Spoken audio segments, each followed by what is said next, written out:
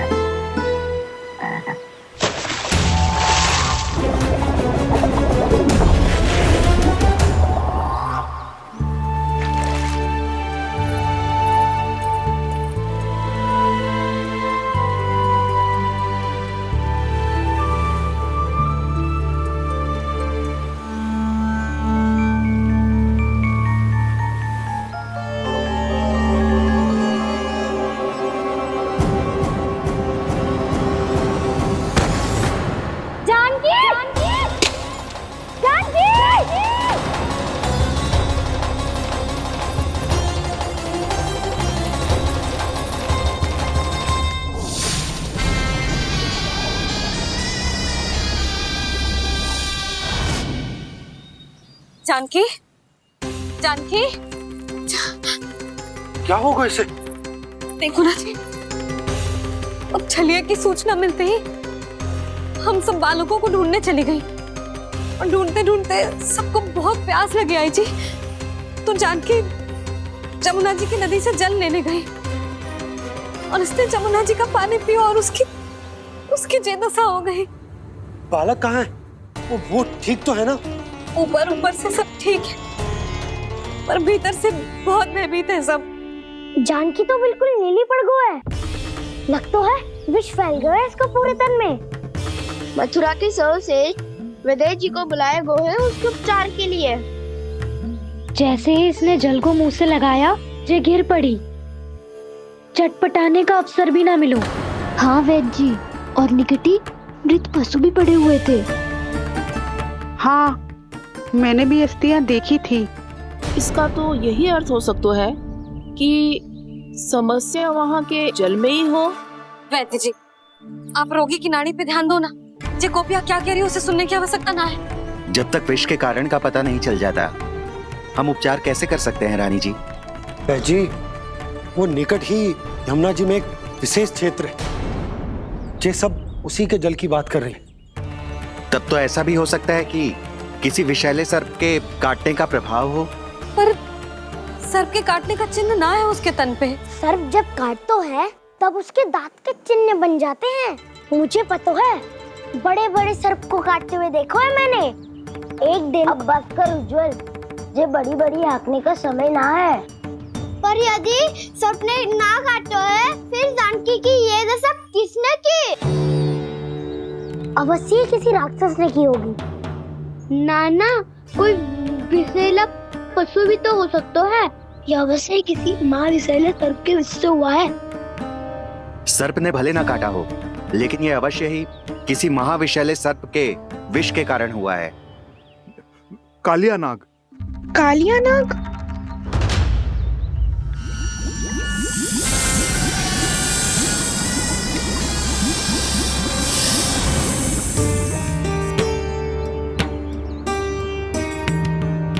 संकेतों से तो ऐसा लगता है कि जानकी ने कालिया नाग के क्षेत्र के विशाल जल पी लियो है। कालिया नाग एक लोक श्रुति है, कल्पना में गढ़ी हुई एक कथा, और कछु ना है। हमें जाके पता लगाना पड़ेगा। पर हमें वहां जाने से मना किया है ना बड़ों ने। उज्जवल सही कह रहे हो है, इस समय जानकी के स्वार्थ से अधिक महत्वपूर्ण और कछु ना है। जानकी हमारे लिए ही जलाने गई थी जी, ना मैं उसे जाने देती ना जैसा वो तो। वैद्य जी, आप शीघ्र कछु करो, कैसे भी कछु भी करो, पर इसके प्राण बचा लो। यशोदा, धैर्य रखो, श्री नारायण पर विश्वास रखो, वो सब ठीक कर देंगे।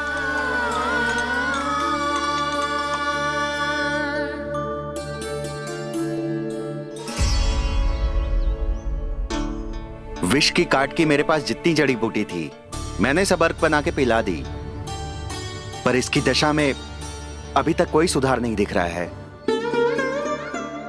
यह अंतिम जड़ी बूटी है, अगर इससे भी चमत्कार नहीं हुआ तो फिर जो नारायण की इच्छा।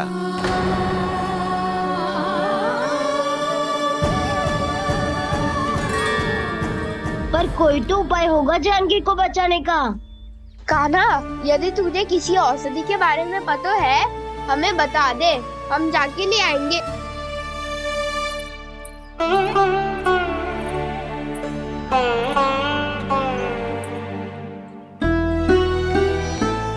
हे नारायण, हे प्रभु, मेरी जानकी के प्राण बचा ले प्रभु। मैं तो मैं अपने आप को कभी क्षमा न कर पाऊंगी। ये सारी मेरे ही कारण बनाई थी। उसकी रक्षा करो प्रभु, मेरी पुकार सुनो। कान्हा, तूने हमें वत्सासुर से बचाया था ना? और बकासुर से भी तो। और छलिया से भी तो तूने ही बचाया था ना हमें? क्या ऐसा कोई उपाय ना है जानकी को बचाने का? धनवंतरी,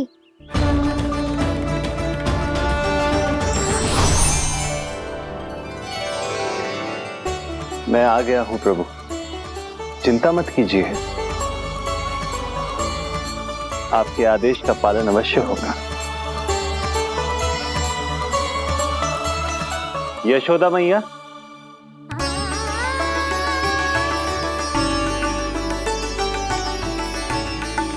मैया आपको कोई पुकार रहा है।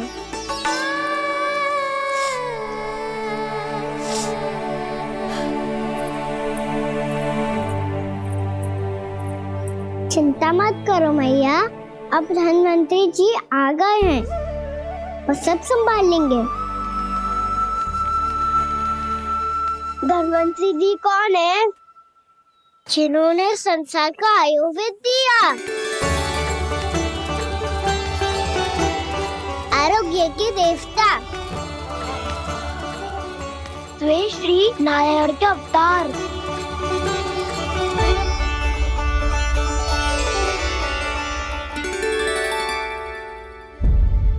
मुझे पता चला है कि आपको वेद की आवश्यकता है। हाँ हाँ, भीतर आइए। आइए आइए बैठे जी। जी रहे। मथुरा का सर्वश्रेष्ठ वैद्य अर्थात मैं यहां आ चुका हूं और रोगी को जितनी औषधि की आवश्यकता थी सब दे चुका हूं। निश्चित रूप से आपने विष की काट के लिए बहुत ही उत्तम अर्क तैयार किया है, इसीलिए किसी और वैद्य की आवश्यकता नहीं है। किंतु आप अकेले कितना कुछ करेंगे वैद्यराज, मुझे अपना सहायक ही बना लीजिए। पर जो करना था मैं पहले ही कर चुका हूं। हाँ, वो तो आप कर चुके हैं, बस रोगी के तन से विष निकालना शेष है ना वैद्यराज? हाँ हाँ, बस वही शेष है। इनके रक्त को विष रहित करने में मैं आपकी सहायता करूंगा। पहले ये संजीवनी मानी जाने वाली इन लाल फूलों की बूटी को भी घिसना है ना?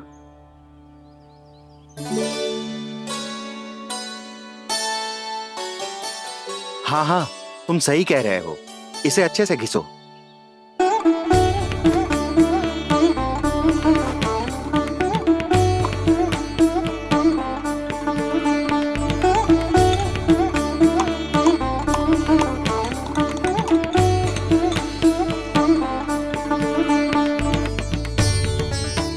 और ये नीले फूलों को भी तो मिलाना है ना?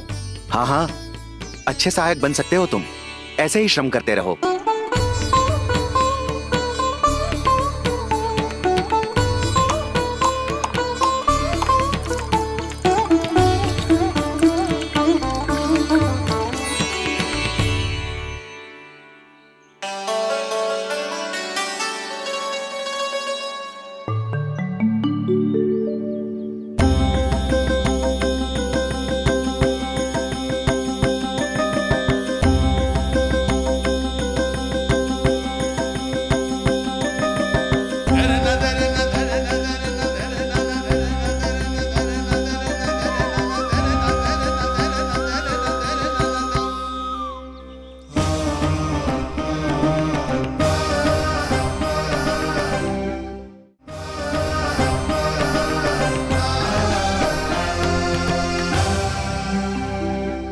जानकी स्वस्थ तो हो जाएगी ना धन्वंतरी जी?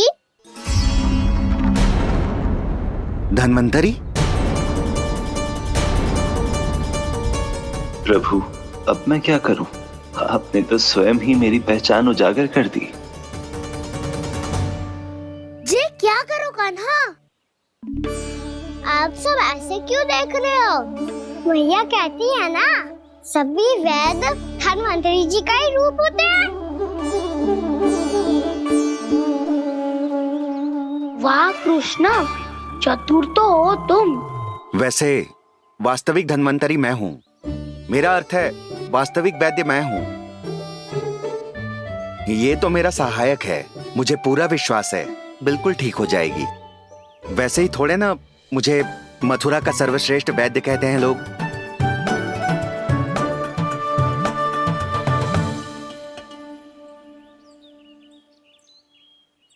जसोदा भाभी,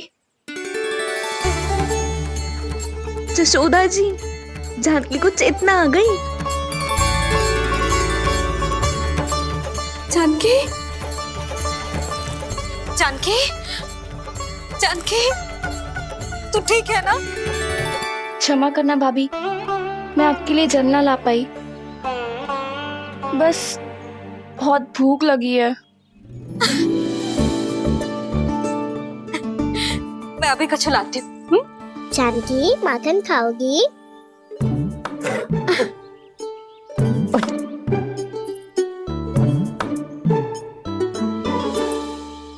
आजा, तू ही खिला दे लल्ला।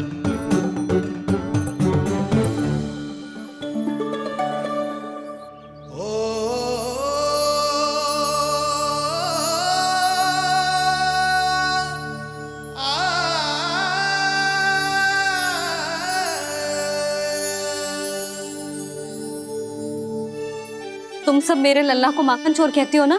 आज देखो, अपना ही माखन जानकी को खिला रहे है।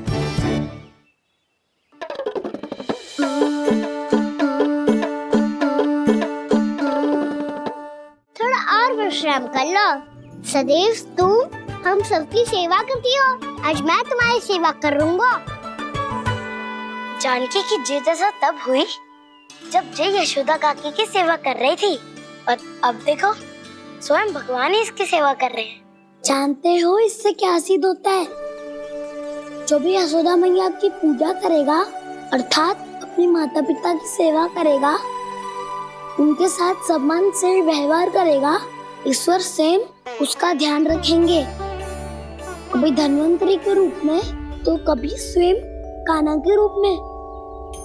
भक्त और भगवान का देखो कैसा ये अनुराग, स्वयं करे सेवा प्रभु, अद्भुत गोपी का भाग्य। प्रभु इन सब पृथ्वीवासियों से कितना घुल मिल गए हैं।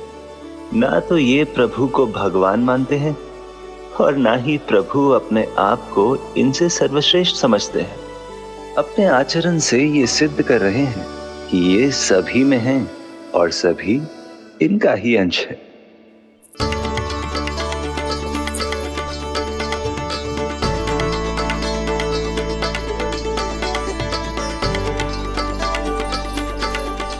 प्रभु, अब मुझे जाने की आज्ञा दीजिए।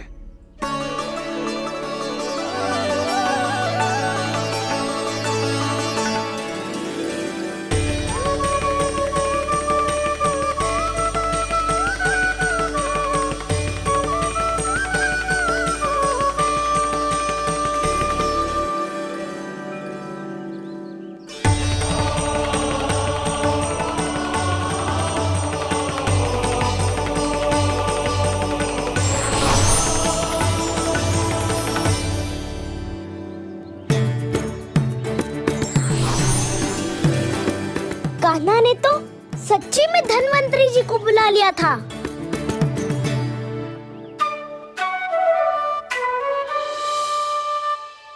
जब से कान्हा का जन्म हुआ है ना, मैं तब से देख रही हूँ। तब से हम पे कोई भी संकट आती है ना, तो अचानक से कोई अपरिचित हमारी सहायता करने आ जाता है और जाते समय कान्हा की आज्ञा लेके जाता है और कभी कभी तो इसे प्रभु बोल के जाता है। बाबा संभालो। यशोदा, इस जानकी को चढ़ो है और विचित्र विचार तुम्हारे मन में है। अरे सब जानते हैं कि हमारा परिवार राजसी, तुम्हें पता ना चलते हो वो, पर हमारे कान्हा को सब राजकुमार ही समझते हैं देखकर। इसीलिए उसे सम्मान देने के लिए सब ऐसा ही करते हैं, और कोई बात ना है।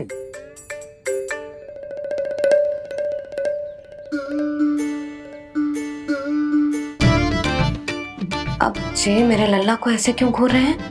बुरी दृष्टि लगाएंगे क्या? वैद्यराज जी,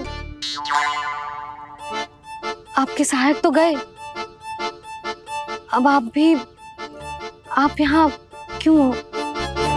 वो क्या है ना, मैं अपने रोगी का निरीक्षण करके पूरी तरह से संतुष्ट होकर ही जाता हूँ।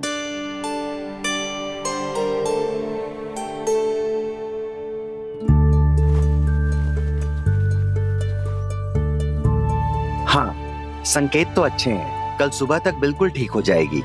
धन्यवाद वैद्य जी।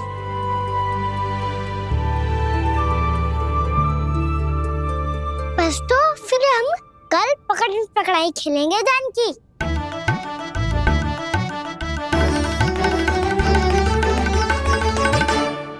भानु, बंसी, जाकर उस क्षेत्र के चारों ओर बाड़ बनवा दो और वहां सूचना पट्ट भी लगा देना, ताकि जानकी के साथ जो हुआ है वो किसी और के साथ ना हो। शीघ्र जाओ। जी ठीक।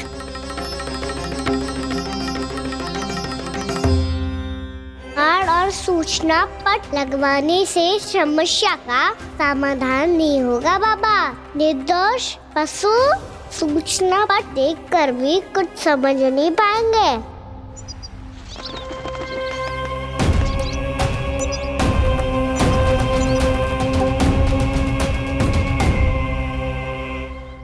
तो तुम्हारे कहने का अर्थ यह है कि व्योमासुर मारा जा चुका है और वो बालक अब भी जीवित है।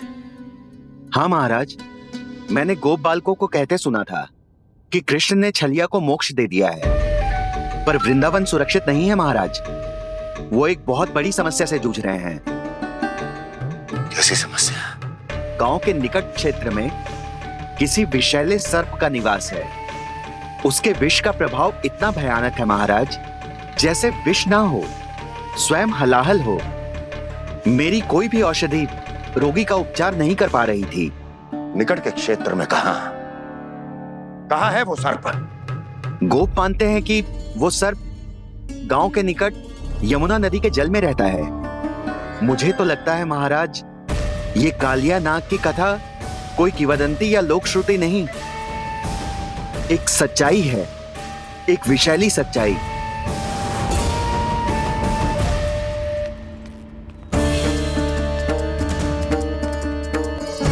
कालिया का सामना करने का समय आ गया है, पर उससे पहले मुझे बुलाना होगा उन्हें।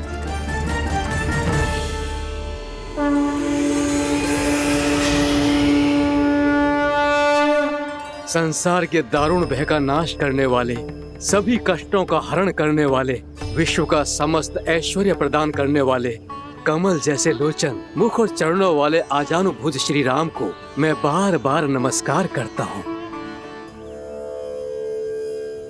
आपदामपहर्तारम दातारम सर्व संपदाम लोकाभिरामम श्री रामम भूयो भूयो नमाम्यहम्। कागभूषोंडी कागभूषोंडी कागभूषोंडी। प्रभु क्षमा करें, मुझे जाना होगा।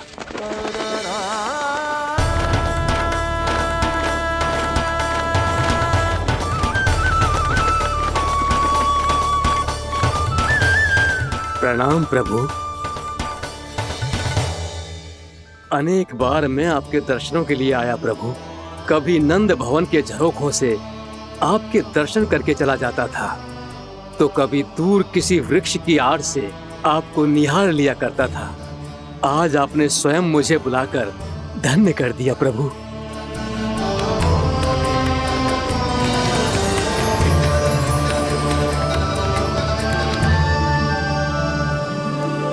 मैंने आपको यहाँ एक विशेष कारण से बुलाया है।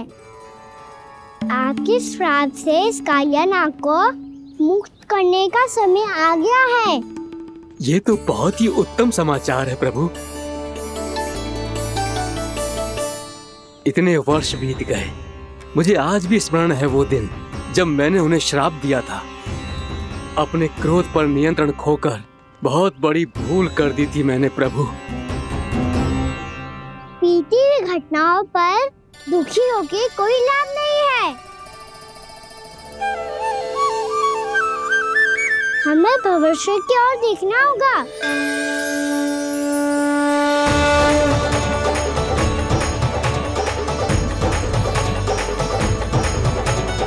आदेश कीजिए प्रभु, क्या आज्ञा है आपकी? जब मैं कालिया नाग का सामना करने जाऊं, तो आप यही रहेगा। आपको अपने आप पता चल जाएगा कि कब क्या करना है। और हाँ, लौटते जाते समय नारद मुनि से कहिएगा, वो आकर मुझसे भेंट करे। अवश्य प्रभु, प्रणाम। क्या इसने सच्ची में देवर्षि नारद को बुलाया है? नारायण नारायण, आपको संदेश भेजने की आवश्यकता नहीं थी। आप स्मरण करते और मैं चला आता।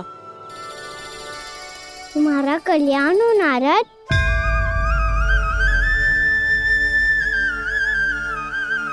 मैंने तुम्हें एक विशेष कार्य के लिए बुलाया है। आज्ञा दीजिए प्रभु। तुम्हें एक बार फिर कंस से भेंट करनी होगी।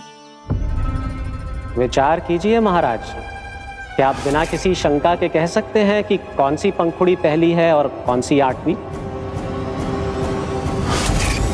उस दुष्ट से भेंट करना स्वयं कीचड़ में उतरने के समान है प्रभु।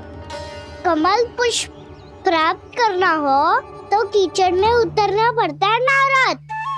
आपका आदेश तो मैं स्वप्न में भी नहीं टाल सकता प्रभु।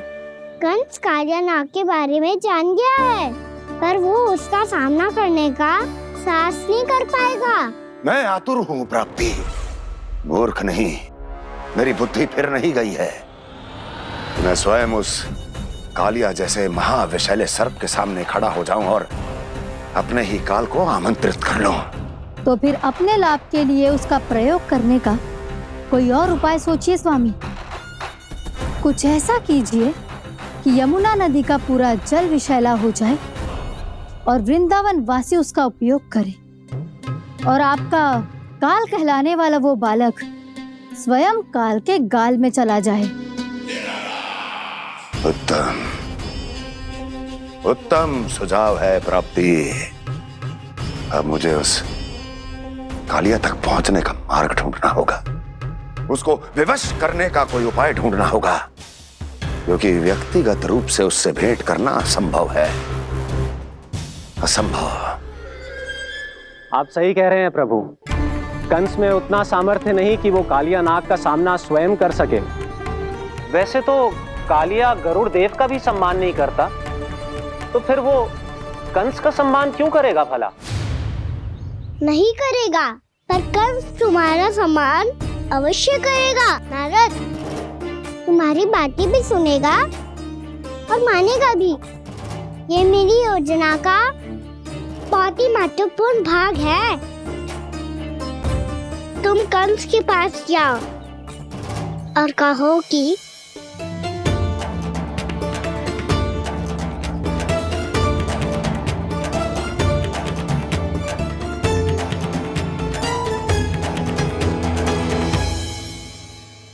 संतान अपने माता पिता को तीर्थ का सौभाग्य दिलाती, पर मेरा लल्ला कितना महान कि उसने हमारे घर को ही तीर्थ बना दिया। ऐसा तीर्थ जहां मेरी आंखों के सामने भक्त और भगवान का मिलन हो रहा है। जो आज्ञा प्रभु।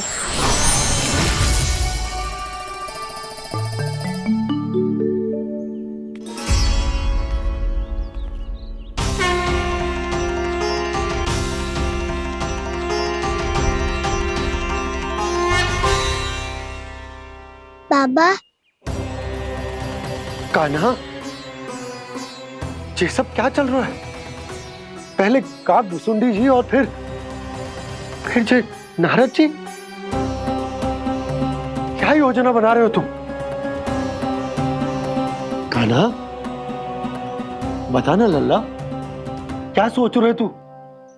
कान्हा देख, अगर तुझे अपने बाबा को ना बताना हो ना, तो अपने भक्त को बता दे। क्या सोच रहे हो लल्ला? क्या करने वाले हो आप?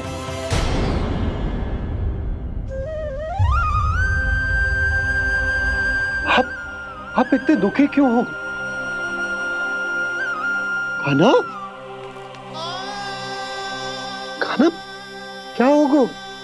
क्योंकि मुझे आभास हो गया है बाबा, समय आने वाला है। कौन सा समय आने वाला है लल्ला?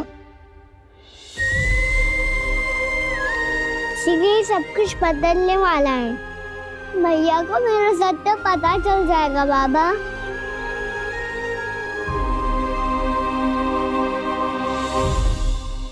पर लल्ला, इसका काक भुसुंडी और कालिया नाग से क्या संबंध है? ऐसा क्या हुआ था और क्या होने वाला है?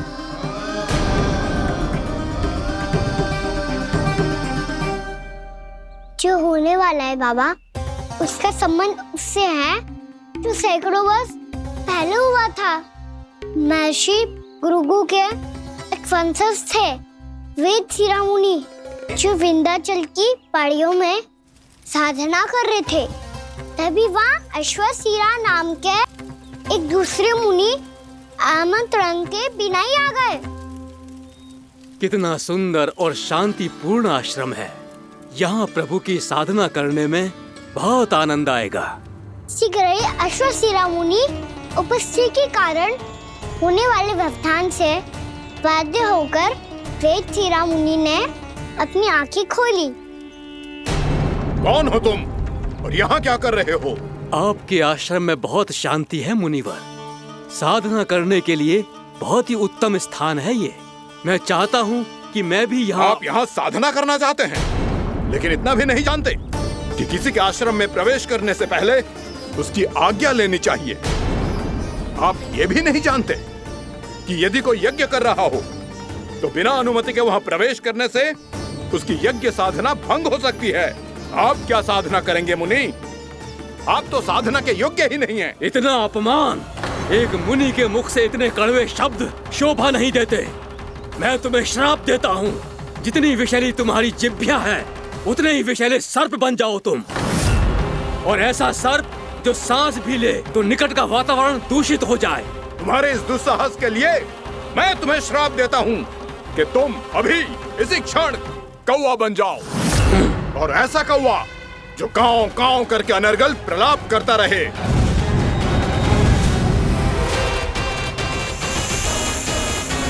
ये मैंने क्या किया? ये मैंने क्या किया?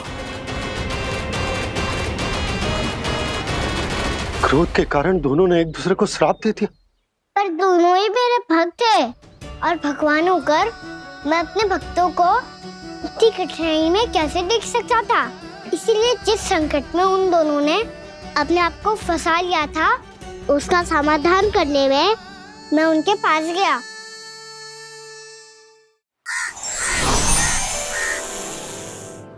देखिए ना प्रभु, ये क्या हो गया हमसे? हमारी रक्षा कीजिए प्रभु, मार्ग दिखाइए हमें। क्रोध पर नियंत्रण ना होने के कारण आप दोनों ने एक दूसरे को बहुत ही भीषण संकट में डाल दिया है। आप दोनों ही तपस्वी, तप के बल से दिए गए आपके श्राप को लौटाना भी संभव नहीं है। प्रभु कोई तो उपाय होगा, हम आपके शरण में हैं प्रभु। अपराध तो हमसे हुआ है प्रभु, पर अब आपसे ही आशा है। कुछ ऐसा कीजिए भक्त वत्सल, जिससे हम दोनों के श्राप का प्रभाव कुछ कम हो जाए। आप दोनों ही मेरे भक्त हैं, इसलिए आपकी पीड़ा का निवारण करने का एक उपाय है मेरे पास। वेद शिरोमणि, जब आप कालिया नाग बनेंगे तो आपको मेरे चरणों को अपने शीश पर धारण करने का सौभाग्य मिलेगा। और अष्ट शिरोमुनि, आप काग योनि होने के बाद भी आप श्रेष्ठतम ज्ञान और सर्वाधिक यौगिक सिद्धियों के स्वामी होंगे और प्रवचन दिया करेंगे। इसके बाद अश्वशिरा मुनि काक भुसुंडी बन गए, जिन्होंने आगे चलकर स्वयं गरुड़ देव को रामायण सुनाई। और मुनि वेदशिरा, महर्षि कश्यप और देवी कत्रियों के पुत्र कालियानाग बनकर जल में। और अब वही कालियानाग जमराज में, जिनके कारण जानकी के प्राण लगभग चले ही गए थे। अब कालियानाग को उचित स्थान पर भेजने का समय आ गया है बाबा। पर ये तो अच्छी बात है कान्हा, वेदशिरा मुनि को दिया हुआ तुम्हारा वचन भी पूरा हो जाएगा, जमुना जी की शुद्धि भी हो जाएगी। इस सब के बाद भी तुम दुखी क्यों हो? क्योंकि इसके बाद मैया के सामने मेरा रहस्य खुल जाएगा बाबा। उन्हें पता चल जाएगा कि उनका बालक कोई साधारण बालक ना है। भविष्य में जो होने वाला है उसे सबके सामने घटने से रोकना मेरे लिए भी संभव ना होगा।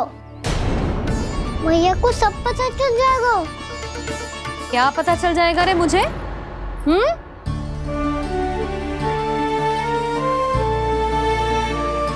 यही कि सबसे अधिक प्रेम मैं आपसे ही करता हूँ। अब बस भी कर, चलो भोजन के लिए बुलाने आई थी तुम दोनों को। भूखा थोड़े ना रहने दूंगी अपने लल्ला को, मेरा लल्ला दुर्बल हो जाएगा ना। आप खिलाओगे तो ही खाऊंगा। हाँ ठीक है, मैं ही खिलाऊंगी। अब चल, आओ जी चल।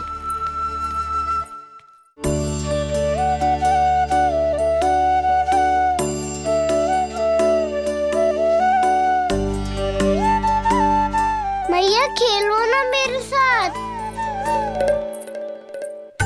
मैया सुनो ना, मेरी बात ना मानोगी? अभी बहुत कार्य पड़े लल्ला, देख जानकी को औषधि भी देने जानो है ना। औषधि मैं दे दूंगा, फिर तो खेलोगी ना आप मेरे साथ? पिछले कुछ दिनों से अपनी मैया का अधिक से अधिक प्रेम पाने का प्रयास करो है कान्हा। इसका तो एक ही अर्थ हो सकता है कि कछु बहुत बड़ो होने वालो है। कान्हा रुक जा लल्ला। कान्हा क्यों तंग कर रहा है? मैया को पहन लेना। कान्हा, कान्हा, ये क्या करो तूने?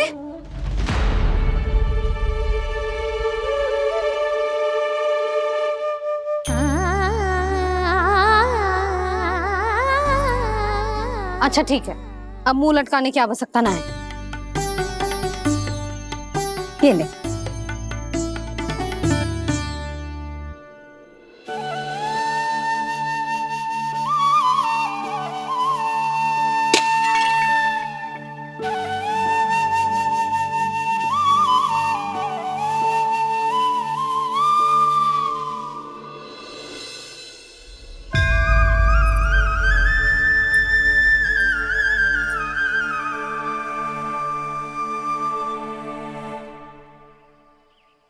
तंग करे मैया को खिजाए, खेले रूठे मनाए, लीला अनोखी करके शरारत, कान्हा दंड भी पाए।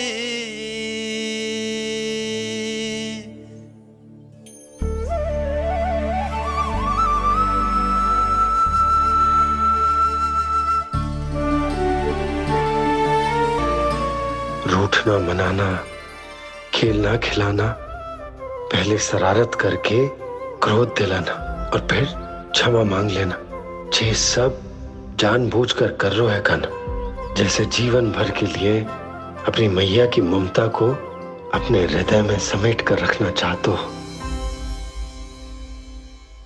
कैसे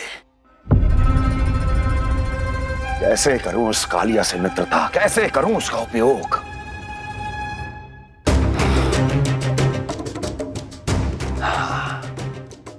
उस पर आक्रमण कर देता हूं और उसे किसी ना किसी तरह से यह विश्वास दिला देता हूं कि यह आक्रमण उस विष्णु अवतार ने किया है। फिर वो क्रोध में आकर सारे वृंदावन वासियों को अपने विष से समाप्त कर देगा। उचित है, ये उचित है। नारायण हरि, नारायण हरि।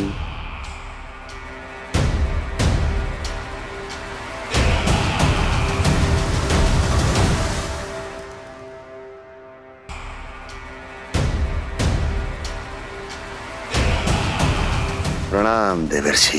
किस योजना में कितना लाभ है और कितनी हानि, यह आंकलन करते करते थक गए होंगे मथुरा नरेश। देवर्षि, आज मेरा ध्यान कैसे आ गया आपको? आप तो सदैव ही मेरे ध्यान में रहते हैं महाराज कंस। सत्य तो यह है कि मथुरा में जो भी हो रहा है मुझसे छिपा हुआ नहीं है। मैं जानता हूं कि आप किसी भी असुर को वृंदावन क्यों ना भेजें, और वो असुर कितना भी शक्तिशाली क्यों ना हो, कृष्ण का सामना नहीं कर पाता। या तो पराजय स्वीकार करके आपके पास लौट आता है, या तो फिर वीर गति को प्राप्त हो जाता है।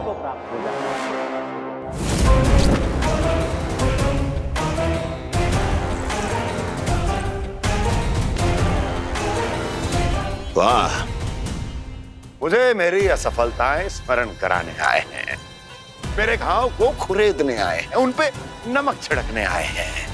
मित्र को शत्रु समझने की भूल मत कीजिए महाराज कंस। मैं तो आपकी सहायता करने आया हूं। हाँ, और मेरी सहायता। कृष्ण विष्णु अवतार है, आप विष्णु के भक्त हैं। मैं हूं विष्णु द्रोही, फिर भी तो आपके आराध्य को हानि पहुंचाना चाहता है, उसकी सहायता करना चाहते हैं आप। क्या आप निश्चित रूप से कह सकते हैं कि आप ब्रह्मांड के सभी नियमों को अच्छी तरह समझते हैं? अवश्य।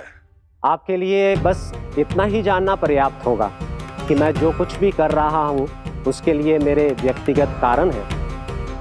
मैं तो बस आपके हित में पिछली बार की तरह एक सुझाव लेके आया था, पर यदि आप मेरा सुझाव सुनना भी नहीं चाहते तो आपकी इच्छा। नारायण हरि, नारायण हरि। कारण चाहे जो हो, इनके पिछले सुझाव के कारण ही आज मेरे शत्रुओं की संख्या कम है। अन्यथा मैं देवकी के अन्य पुत्रों को भी जीवित छोड़ देता, और आज वो सब अपने भाई के साथ मिलकर उसकी शक्ति को अनेक गुणा बढ़ा देते। ठहरिए देवऋषि।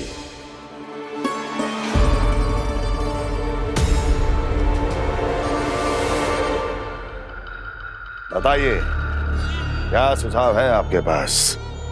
मेरे सुझाव का नाम है कालिया नाग।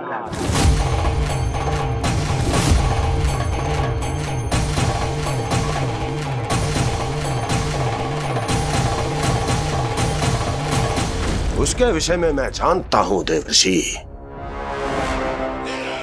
तो समस्या यह है कि मैं स्वयं उससे मिलने नहीं जा सकता, उससे भेंट नहीं कर सकता। उस कृष्ण की हत्या के लिए उसको वृंदावन जाने के लिए तैयार नहीं कर सकता। तो मत जाइए उसके सामने, और ना उसे भेजिए कृष्ण के सामने। हर बार आप किसी न किसी असुर को अपने शत्रु के क्षेत्र में भेजते हैं, जहां शत्रु उसका सामना करने के लिए पूरी तरह से तैयार होता है और आपका असुर मारा जाता है। इस बार शत्रु को युद्ध स्थल चुनने का अवसर मत दीजिए महाराज। इस बार योजना का जाल ऐसे बुनिए कि कृष्ण स्वयं उसके पास जाने के लिए विवश हो जाए। कालिया नाग स्वयं काल है, मृत्यु का दूसरा नाम है। उसके विष का उपयोग अपने लाभ के लिए कीजिए महाराज। वैसे कालिया के विष की अधिकता का अनुमान तो होगा ही आपको।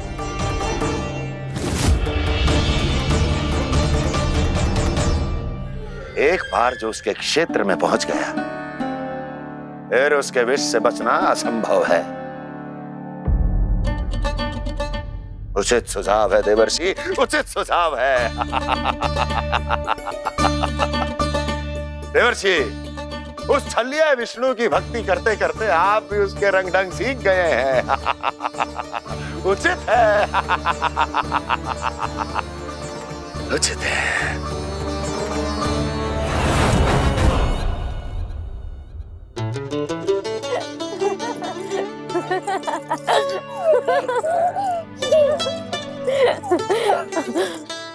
बस बस, बहुत आनंद ले लियो लल्ला। बस अब दूध पी ले। ठहर ठहर, गर्म है। जी ले। ले।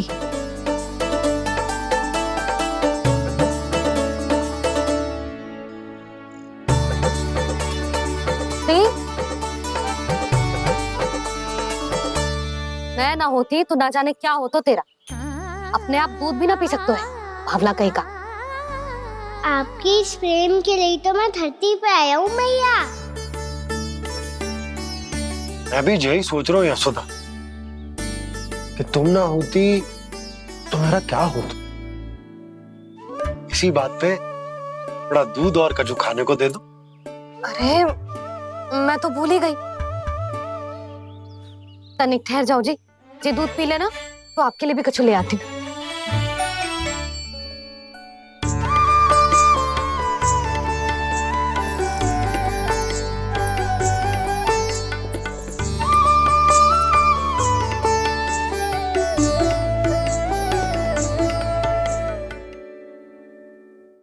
प्रणाम महाराज। आपकी आज्ञा के अनुसार बिल्कुल वैसा ही पत्र तैयार किया है जैसा आप चाहते थे।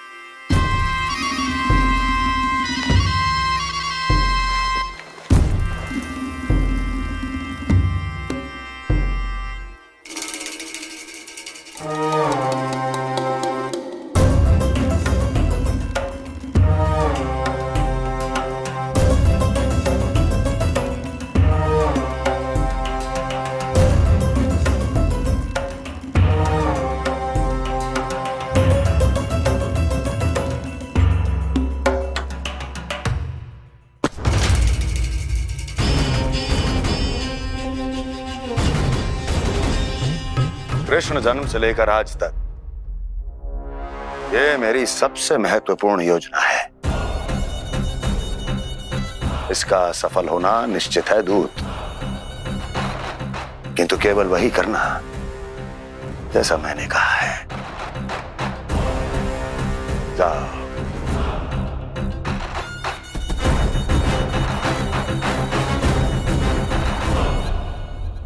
कान्हा,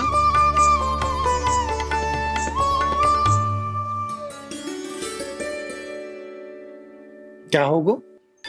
बाबा मैं चाहता हूँ कि मैया की ममता क्रिस्टल फ्रेम की वर्षा मुझ पे सरतेव ऐसे होते रहे। वो तो होती रहेगी लल्ला। अपने लल्ला के लिए किसी मैया का प्रेम कभी कम हो सकता है भला? नंदराज, वो मथुरा से एक दूत आयो है महाराज कंस का राजपत्र लेके।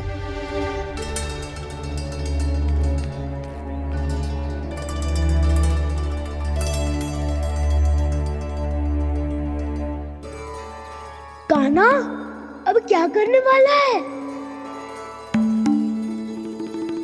तेरे बाबा कहाँ गए? हाँ? कंस मामा का खेल आरंभ हो गया है, पर मैया वो सब सुनेगी तो व्यर्थी चिंतित हो जाएगी। बस थोड़ा बाहर गया मैया, कछु खा लिये से। बाहर इस समय? मैया क्या होगा? मैया देखो ना, पीठ पे कुछ हो रहा है। मेरा हाथ ना पकड़ो, आप करो ना। यहाँ? क्षमा करना मैया, पर अभी बाबा को ही संभालने दो ये सब। कहिए, क्या संदेश लाए हैं आप? नहीं नंदराज नहीं। महाराज कंस का आदेश है कि ये संदेश सभी गांव वालों के साथ ही पढ़ा जाए। ठीक है, मैं गांव वालों के सामने पढ़ दूंगा, पर मुझे तो दीजिए पढ़ने के लिए। महाराज की आज्ञा का पालन करना आपके लिए भी आवश्यक है नंदराज। सभी गांव वासियों की सभा बुलाइए। बंसी, सभी गांव वालों की सभा बुलाओ। राजपत्र में ऐसा क्या संदेश भेजो है कंस ने? अब मेरे पत्र को पढ़कर सब भौचक के रह जाएंगे। और वो कृष्ण, उस कृष्ण के पांव के नीचे से तो भूमि खिसक जाएगी, आकाश फट पड़ेगा, बिजलियां गिर जाएंगी। प्राप्ति, ओ प्राप्ति, कंस का पत्र स्वयं को बहुत अधिक शक्तिशाली समझता है ना वो। अब देखता हूं कैसे वो इस महासंकट का सामना करता है। वो कृष्ण, वो अपनी मृत्यु स्वयं चुनेगा या मृत्यु की वेदी पर चढ़ा देगा प्रिय वृंदावन वासियों को।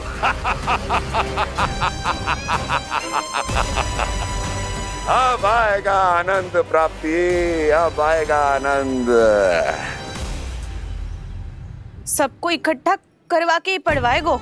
अवश्य ही कोई विशेष संदेश दिया होगा कंस ने।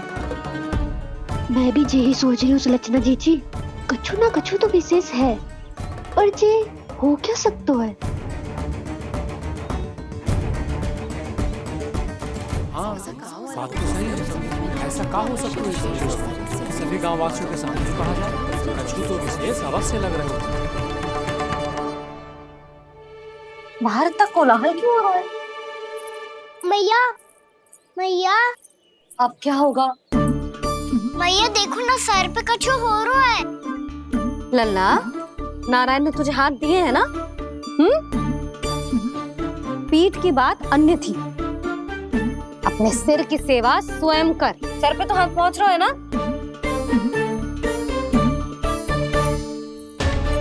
मैया सुनो ना, मैया देखो ना, तीव्र कर, कछु हो रहा है। मैया देखो ना, तीव्र कछु हो रहा है।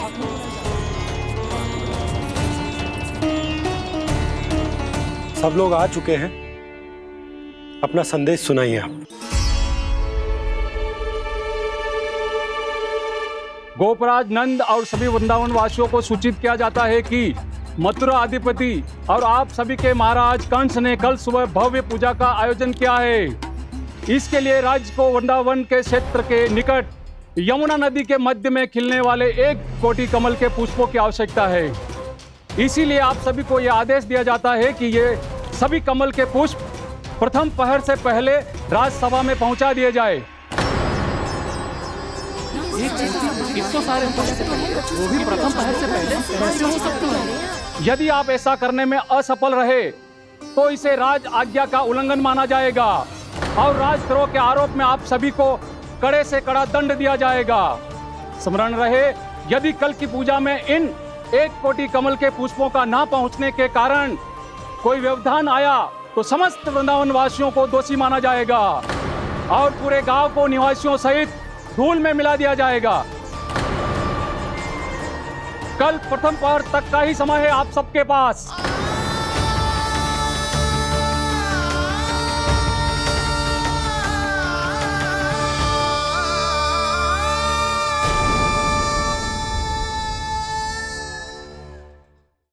एक कोटि कमल पुष्प, वो भी कल प्रथम प्रहर में?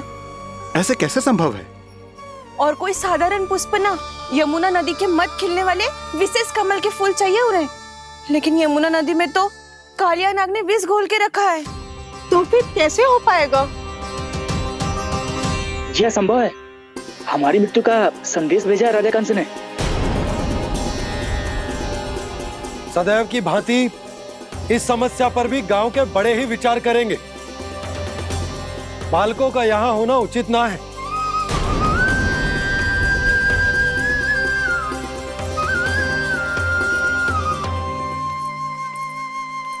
लल्ला, ले गेंद ले, जा अपने सखाओं के साथ खेल। सुबह उज्जवल, मधुमंगल वसंता, देखो मैया ने क्या दिया है। चलो खेले, बहुत आनंद आएगा आज।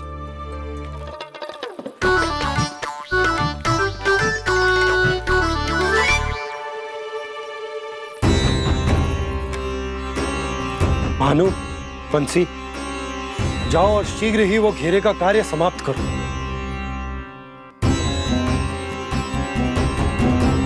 पर कछु ना कछु तो करना पड़ेगा ना। पर हम कर ही क्या सकते हैं? पुष्प लाने को और कोई उपाय है भी तो ना। मैं चला जाऊंगा जमुना जी में। वैसे भी मेरे जीवन के कितने दिन शेष बचे हैं। गांव के लिए, समाज के लिए कुछ करके मरूं, तभी तो शांति मिलेगी। ना काका, यदि आप उस विषैले जल में छलांग लगा भी दोगे, किंतु 1 कोटि कमल पुष्प एकत्रित कर पाना आपके लिए संभव ना है। इससे अच्छा है कि मैं चला जाऊं। यदि मैं मर भी गया तो मेरे पीछे रोने वाला कोई ना है। किसी को कहीं जाने की आवश्यकता ना है। गोप नरेश होने के नाते ये मेरा कर्तव्य है कि मैं आप सबकी रक्षा करूं। नंदराज, आपको जाना है तो जाओ। हरिया, काका, भैया सब चले जाओ। लेकिन आपको पता है वहाँ का जल कितना विषैला है। आप लोग एक क्षण भी जीवित नहीं रह पाओगे। फिर कैसे इकट्ठा करेंगे 1 कोटि कमल पुष्प? आप बात तो सही कह रही हैं शांति। उस दुष्ट कंस ने ऐसी मांग रख के हम सबको फंसा दिया। हम में से कोई भी क्यों ना चला जाए और इस संकट का समाधान ना निकले को। कान्हा, बताना कौन सा खेल खेलें? गेंद पकड़ खेलते हैं। पर एक बात सुन लो सब, कोई भी तीव्र गति से ना फेंकेगा गेंद को। भैया ने फ्रेम बनाई है मेरे लिए। सब तैयार हो? हाँ।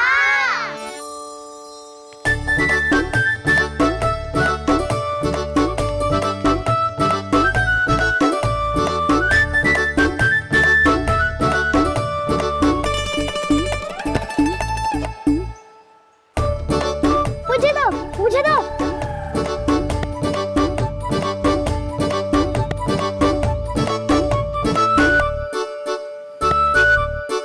मुझे दो, मुझे दो।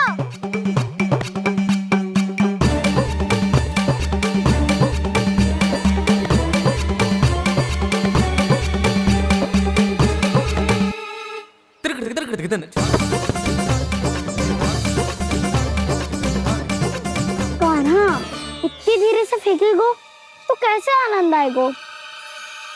थोड़ा बल लगा के फेंक। हाँ कान्हा, हम अभी बड़े हो गए हैं, तू अब भी छोटे बालकों की तरह फेंक रहा है।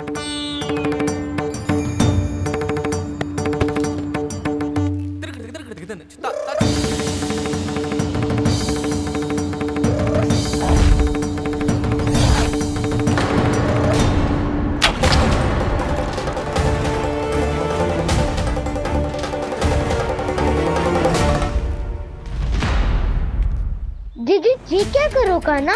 गेंद तो डूब गई।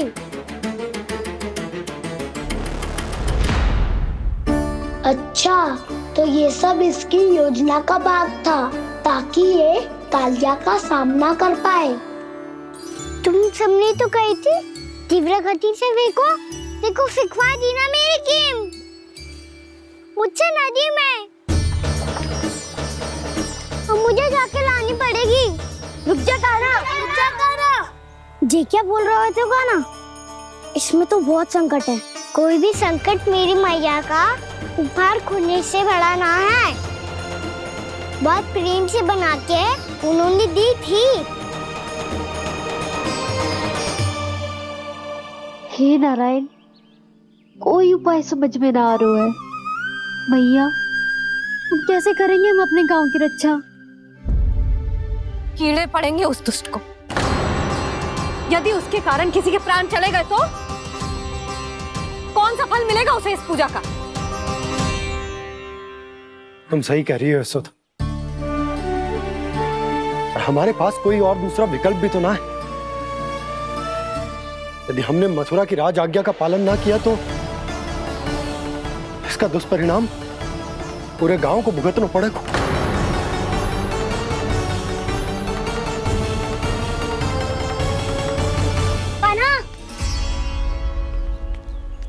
हमें पता है कि तू भगवान है, दिव्य है, बहुत शक्ति है तुझमें।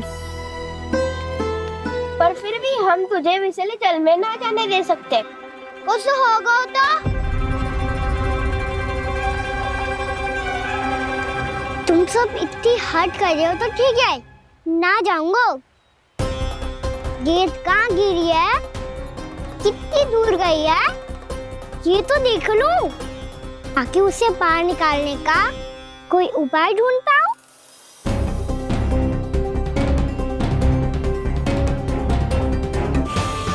हाँ।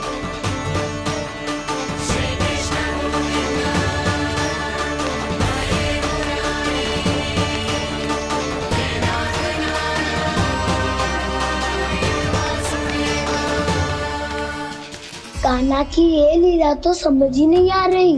पहले इसने देवश्री नारद को मथुरा जाकर कंस को भड़काने के लिए कहा, फिर स्वयं ही दुखी भी हो गया कि अब इसका रहस्य सबके सामने खुल जाएगा। और अभी स्वयं ही तो इसने कहा था कि गेंद बहुत महत्वपूर्ण है, फिर स्वयं ही उसे नदी के विसले जल में फेंक दिया।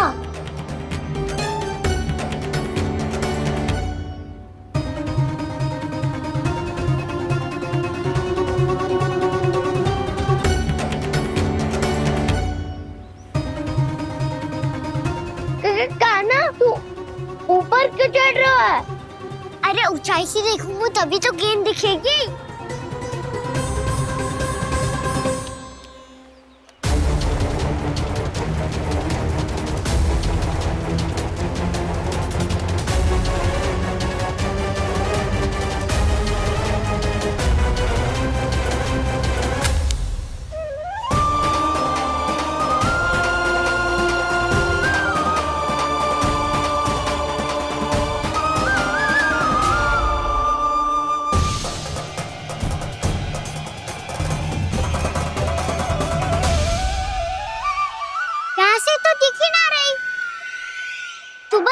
से फेंकी थी ना? ना, वहाँ से फेंकी थी। कहाँ से? नहीं कहना वहाँ से। समझ ना रहा, ठीक बताना कहाँ से फेंकी थी?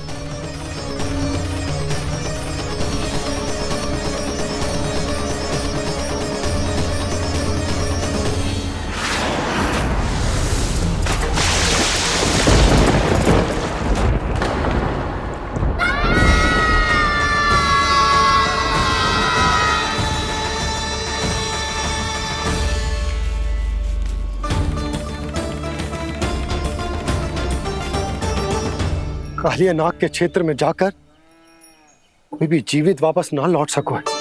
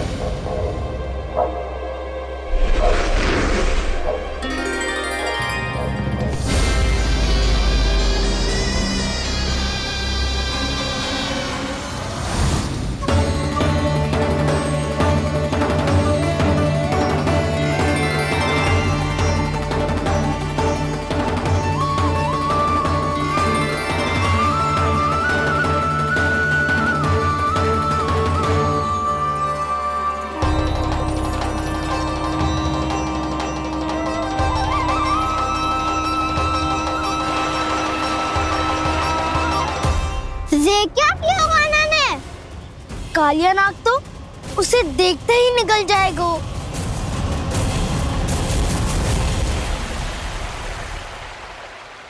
तो आरंभ से अब तक सब कुछ उसकी लीला का ही भाग था।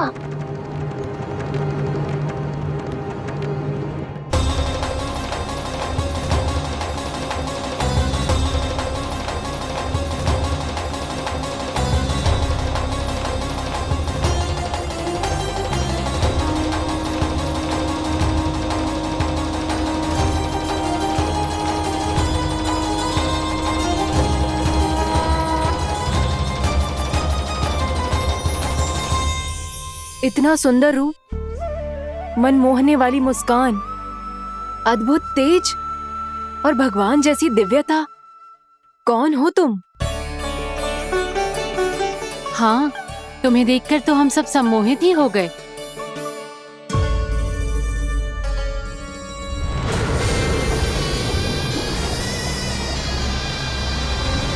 तुम जो भी हो बालक, वापस लौट जाओ। हमारा हृदय तुम्हें ही देखते रहना चाहता है, किंतु यदि हमारे पति जाग गए तो तुम्हें अवश्य हानि पहुंचाएंगे। ये बहुत विषैले है बालक, कालकोट जैसे भयानक। इनके विष से तुम नहीं बच सकोगे। नंदराज, कालिया नाग के विष का प्रभाव बढ़ते ही जा रहा है। पहले 8 कोस तक उसके विष का प्रभाव था, अब तो 1 योजन से अधिक क्षेत्र में फैलो है। जल पीने के प्रयास से अनेक पशु मारे गए हैं और नदी के निकट के वृक्ष और वनस्पति सब नष्ट होने लगे।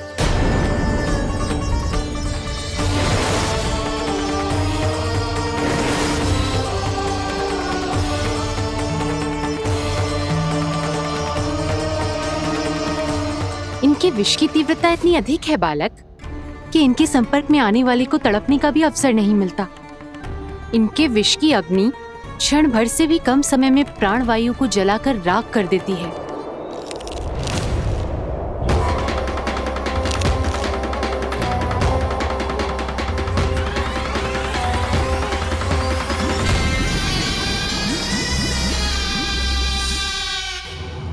तब तो समस्या और भी गंभीर हो जाएगी।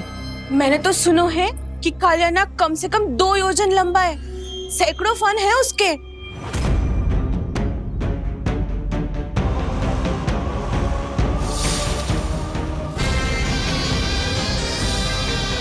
इसका अर्थ तो ये है कि हम दोनों ओर से फंस गए। एक और कंस को 1 कोटि कमल पुष्प देने जो कि कालिया नाग के क्षेत्र में पड़ते हैं, और दूसरी ओर उस कालिया नाग का विष यमुना जी के क्षेत्र में बढ़ता ही जा रहा।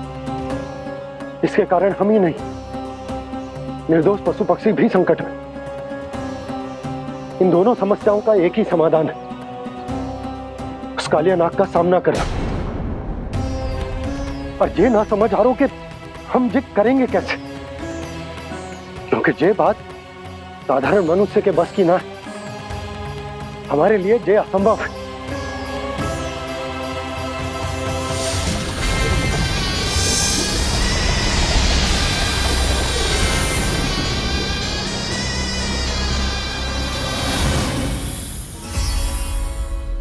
अब तो तुमने अपनी आंखों से भी देख लिया बालक, ये कितने विषैले हैं। नींद में भी विष उगलते हैं। इससे पहले कि तुम्हें कुछ हो जाए, चले जाओ यहाँ से, मान लो हमारी बात। आप सब मुझे जानती भी नहीं और फिर भी मेरी इतनी चिंता कर रही हैं आप। माँ की ममता भेदभाव नहीं जानती। तुम भी किसी के पुत्र हो और हम सब भी माँ हैं। एक माँ को हर बालक में अपनी ही संतान दिखाई देती है, इसलिए हम तुमसे विनती करते हैं, वापस चले जाओ, बचा लो अपने प्राण। मेरी चिंता मत कीजिए, मुझे कुछ नहीं होगा। होगा, अनर्थ होगा यदि ये उठ गए तो।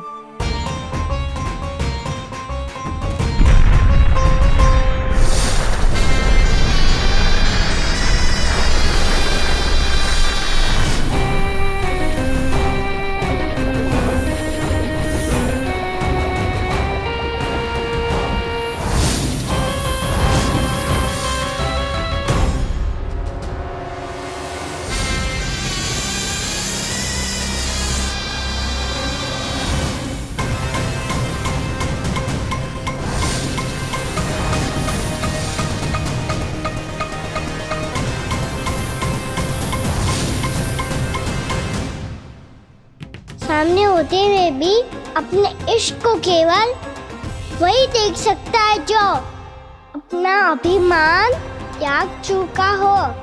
पर पूर्व जन्म में मेरा भक्त होने के नाते मेरा सत्य स्वरूप देख पाने में मुझे इसकी सहायता करनी चाहिए।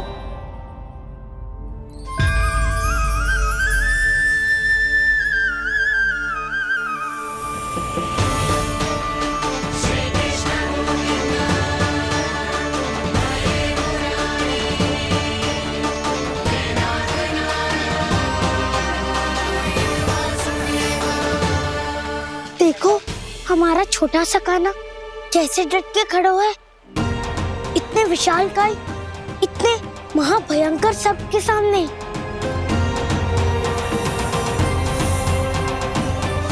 ये कोई भगवान नहीं है जो इसके सामने हाथ जोड़ रही हो तुम सब।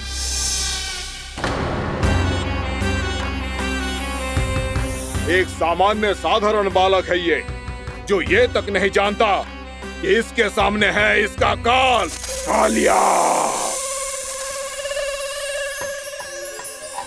तू कौन है बालक? मेरे इतने निकट आकर भी तू जीवित कैसे है? मेरी नहीं, अपनी चिंता करो कालिया। बहुत मनमानी कर ली तुमने। अब बस मैं तुम्हें रोकना हूँ। अब बस मैं तुम्हें रोकना हूँ। मैं तुम्हें रोकना हूँ। बित्ते भर का है तू, मेरे विष के बारे में जानता ही क्या है? और कहता है मुझे रोकने आया है। किससे? किससे रोकना चाहता है तू मुझे? मुझे क्रोध दिलाने की भूल मत कर बालक। अपनी फुंकार से ही तेरी इस मुस्कुराहट को अंतिम मुस्कुराहट बना सकता हूं मैं। शीघ्र बता, कौन है तू और किसने भेजा है तुझे? तुम्हें आवाज भी है कि अपनी पुकारों से तुम कितना विष भूल चुके हो। पवित्र यमुना नदी को कितना दूषित कर दिया तुमने।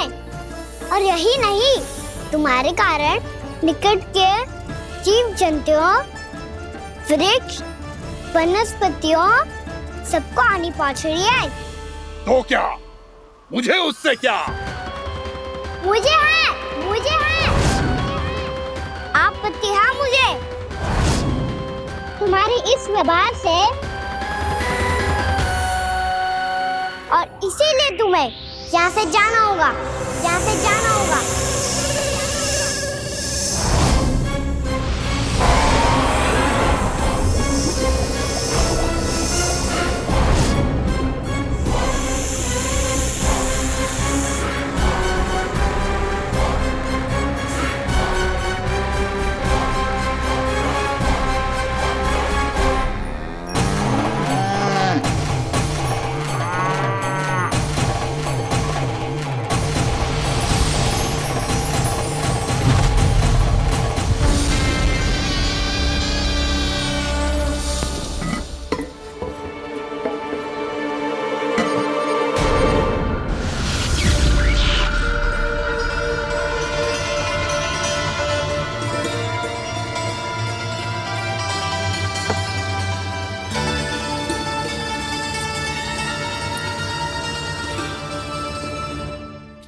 मुझे आदेश देने का साहस भी कैसे किया तूने? इस क्षेत्र को मैंने अपना राज्य बनाया है, मेरा परिवार रहता है यहाँ, और तू मुझे यहाँ से जाने के लिए कह रहा है? हाँ, क्योंकि तुम्हारे यहाँ रहने के कारण अन्य जीवों को हानि हो रही है, और मैं ऐसा नहीं होने दे सकता। मैं तो बस वही कर रहा हूँ जो एक सर्प का स्वभाव है। विष फैलाना स्वाभाविक है मेरे लिए, इसलिए मुझे चुनौती मत दे बालक। चुनौती तो मैं दे चुका हूँ कालिया। अब तो बस तुम्हें स्वीकार करनी है।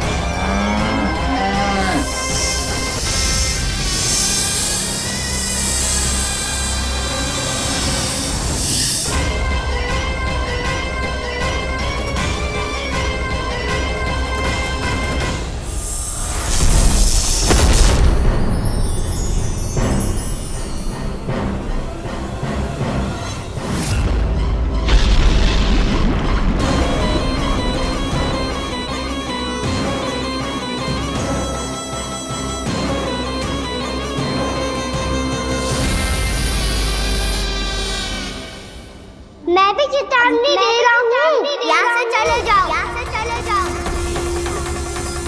अपनी भूल को पहचानो कालिया, तुम जो कर रहे हो अनुचित है।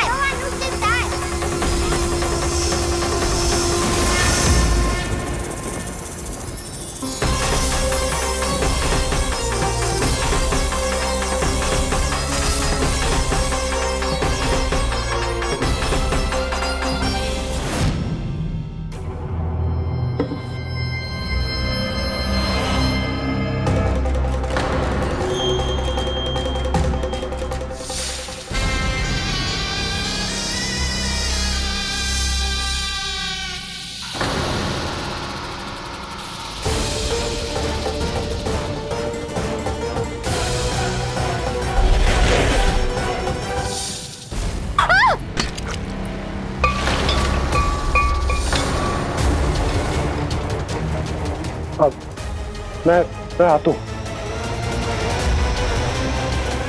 क्या हो गया सुधा? मुझे आवाज हो रहा है जी, कछु ना कछु गड़बड़ है। यशोदा, जो समस्या हमारे सामने है, हम सभी उसका समाधान खोजने में जुटे। तुम विश्वास करो, मैं कोई ना कोई समाधान अवश्य ढूंढ लूंगा। हम कैसे भी करके वो कमल के पुष्प उस कंस तक पहुंचा देंगे। नाना, समस्या उससे कहीं अधिक है, उससे कहीं अधिक बड़ी, उससे कहीं अधिक भयानक है।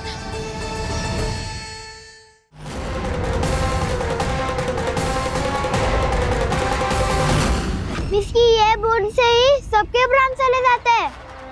इसने तो विस्की धारियां फेंकी है खाना पे। कान्हा कैसे बच्चे को अधिक विष से? इसका विष तो क्या, ये सर स्वयं भी छू तक नहीं पाएगा हमारे कान्हा को।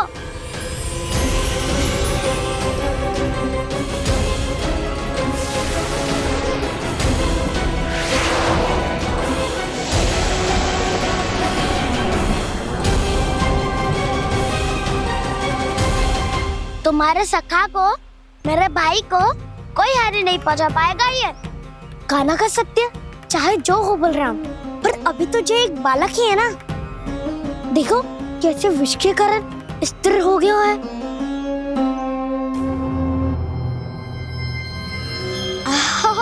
हाउ सर्फ ने कितनी आसानी से अपनी पूंछ से बांध लिया है। मुझे यहाँ से भगाना चाहता था ना तू? अब मैं तुझे दिखाऊंगा अपना सामर्थ्य। ये मूर्ख किसे बांधना चाहता है अपनी पूंछ में? उन्हें जिनका विस्तार सारे ब्रह्मांड में है, या उन्हें जो स्वयं अनंत है? पर देवराज, प्रभु ऐसा करने ही क्यों दे रहे हैं कालिया को? आप सब भूल रहे हैं देवगण, कालिया पूर्व जन्म में प्रभु का बहुत बड़ा भक्त था। उसी भक्ति का फल मिल रहा है अब इसे। वैसे भी भक्तों के मन का भाव सबल हो तो भगवान तो सहज ही बंध जाते।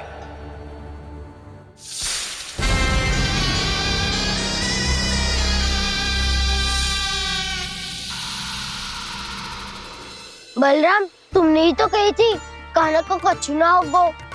देखो उस दुष्ट ने चारों ओर से जकड़ लियो है।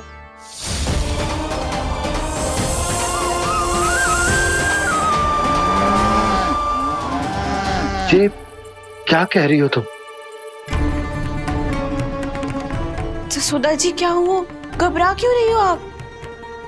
सुलोचना, मुझे आभास हो रहा है कुछ बहुत बड़ी अनहोनी हो गई है। नंदराज, नंदराज, नंदराज!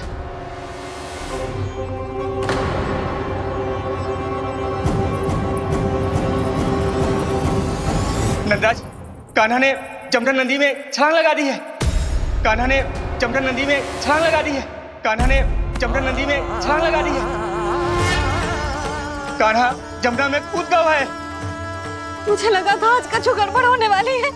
मुझे आज कान्हा को ना जाने देना चाहिए था।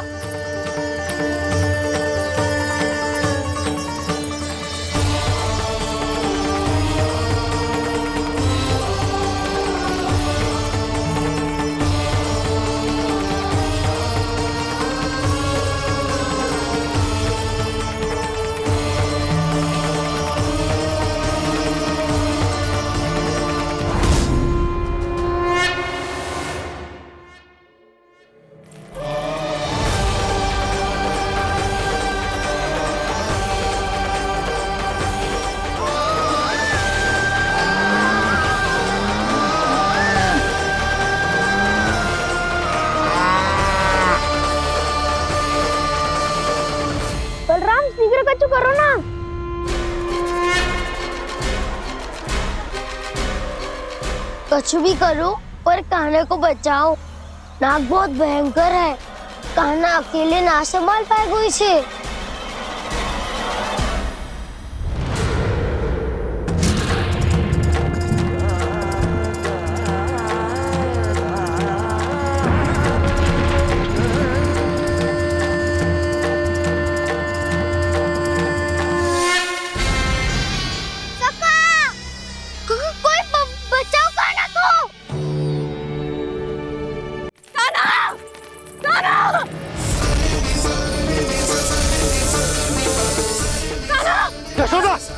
यशोदा रुको। छोड़ दो मुझे, छोड़ दो मुझे। जीजी संभालो, बावली हो गई है। जीजी संभालो। कान्हा, देखो अब कैसे तुम्हारे अस्थियों को तोड़कर छोटे छोटे टुकड़ों में बदल दूंगा मैं।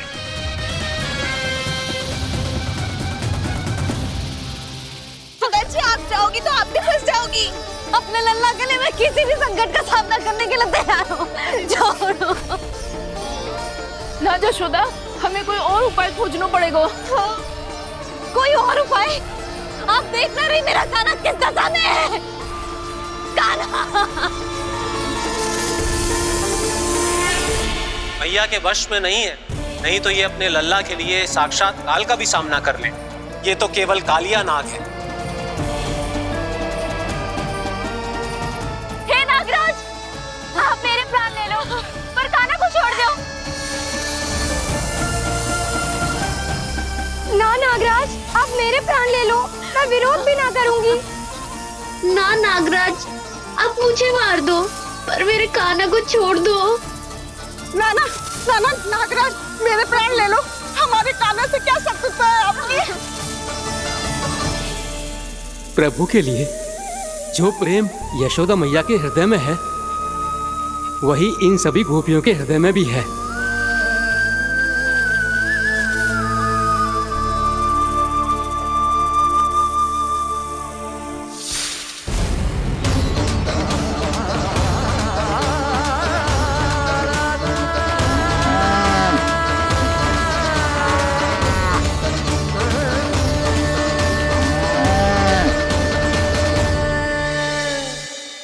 यशोदा, यशोदा, देखो इन गोपियों को, इन गैयाओं को, इन सब के मन में भी तुम्हारी भांति ही ममता भरी हुई।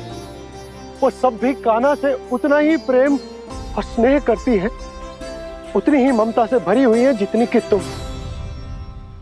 तो तुम ही सोचो, जिसके साथ इतनी ममता और इतना स्नेह, इतना प्रेम, उसका कोई क्या कर सकता है? उस कालिया नाग का वेश इस सब आशीर्वादों के सामने कछु ना है। कछु करो जी। उसे बोलो वो मेरे प्राण ले ले, मेरे कान्हा को छोड़ दे। यशोदा,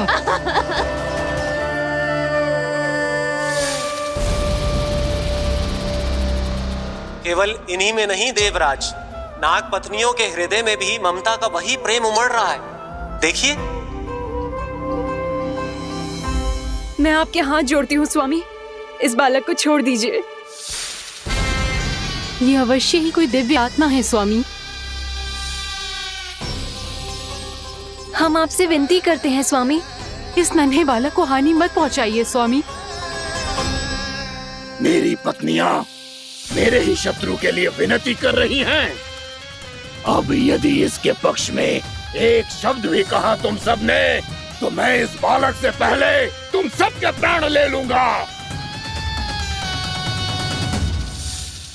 हो रहा प्रसन्न नाग कालिया, विजय को निश्चित जान।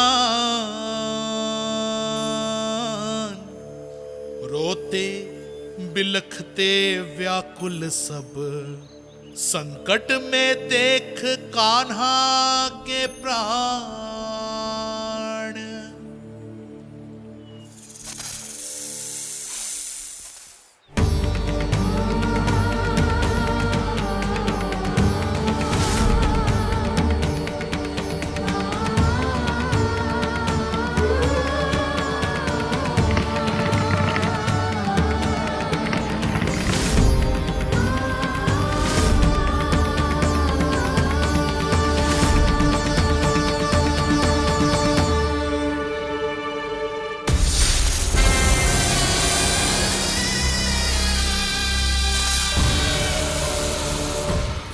बचाओ जी, मेरे लल्ला को बचा लो, कोई तो कुछ करो। जीजी संभालो जसोदा। यशोदा, यशोदा तुम शांत हो जाओ, मैं कान्हा को वापस लेकर आऊंगा, मैं रक्षा करूंगा उसकी। ना नंदराज, नंदराज नहीं, कम से कम आप तो समझो नंदराज, कालिया के पास आप जाओगे तो आप भी फंस जाओगे।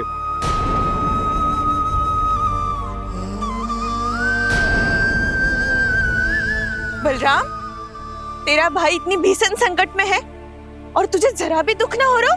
क्या आप सब अब तक नहीं समझ पाए कि कान्हा सच में कौन है? छोटे बाबा, आप तो उसका सत्य जानते हैं ना?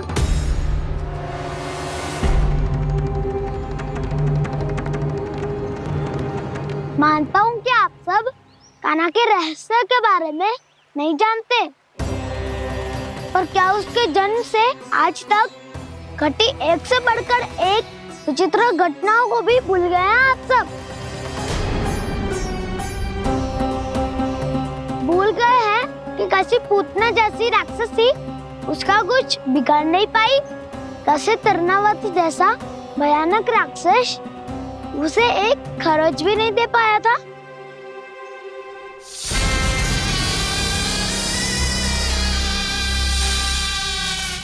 आप सबने अपनी आंखों से देखा था ना, बकासुर से कान्हा की रक्षा करने देवता स्वयं आए थे, पर सत्य तो ये है कि वो सभी देवता भी उस असुर के सामने असमर्थ हो गए थे। तब कान्हा ने बहुत ही आसानी से उस भयंकर असुर का वध किया था, एक ही बार में धराशायी कर दिया था उसे। तो आप सभी सोचिए, बार बार ऐसे असाधारण कार्य करने वाला बालक साधारण कैसे हो सकता है? अब तो आरंभ से ही सारा सत्य जानते हैं छोटे बाबा। रहस्य छुपाने में सदैव कान्हा की सहायता करते आए हैं आप, और आज आप स्वयं ही उसके सत्य को भूल रहे हैं।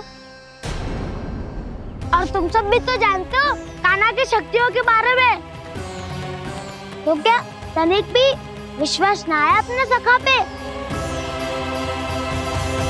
बलराम, तू क्या कह रहा है?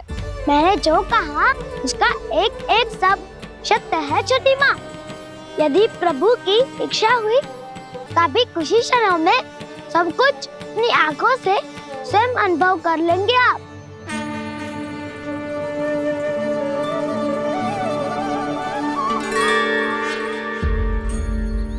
शांताकारं भुजगशयनं पद्मनाभं सुरेशं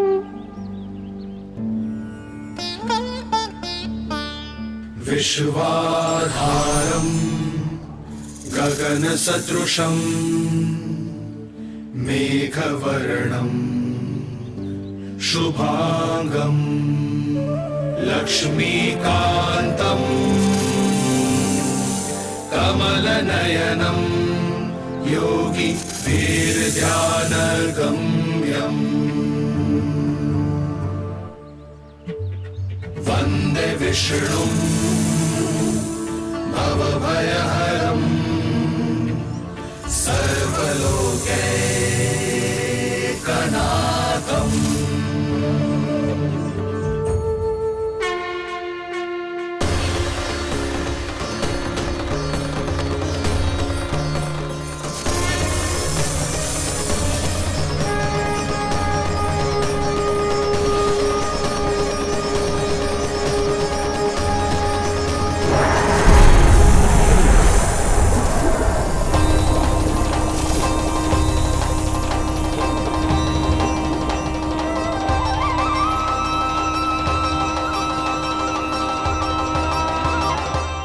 तुझे क्या लगता है बालक कि तू मेरी जकड़ से निकल गया तो अब बच जाएगा तू?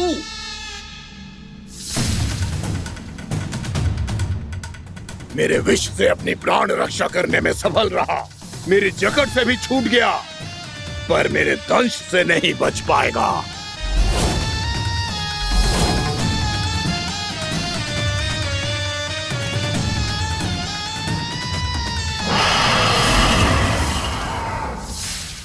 अब भय से भाग रहा है, पर मैं तुझे मृत्यु देकर रहूंगा।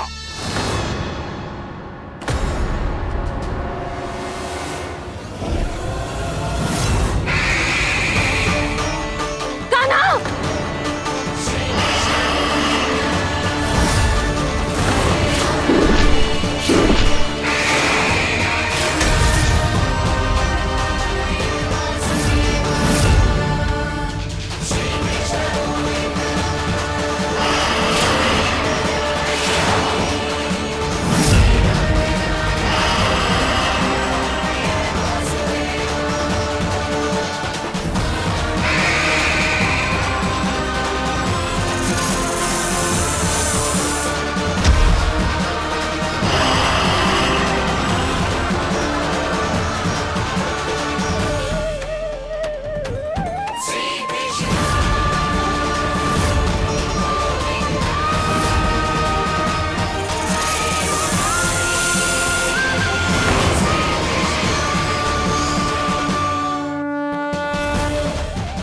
मेरा नन्हा सा कान्हा कितनी देर भाग पाएगा?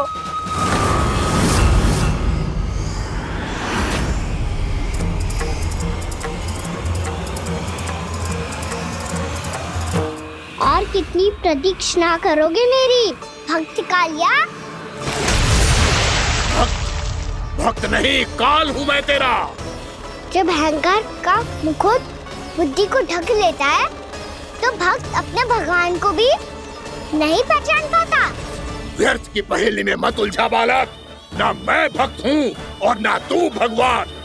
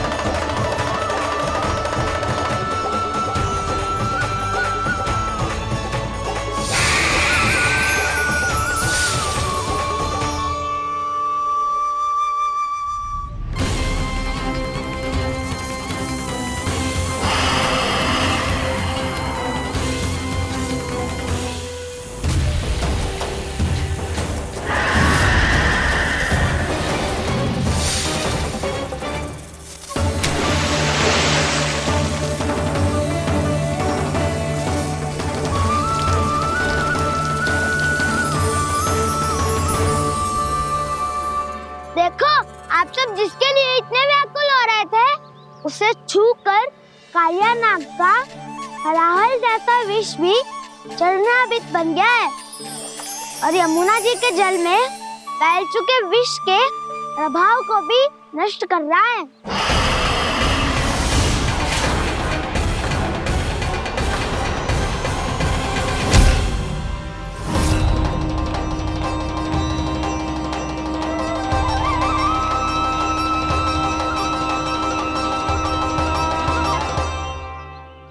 धर्म रक्षक अधर्म विनाशक प्रभु श्री कृष्ण का कौशल सचमुच अद्वितीय है। नारायण नारायण।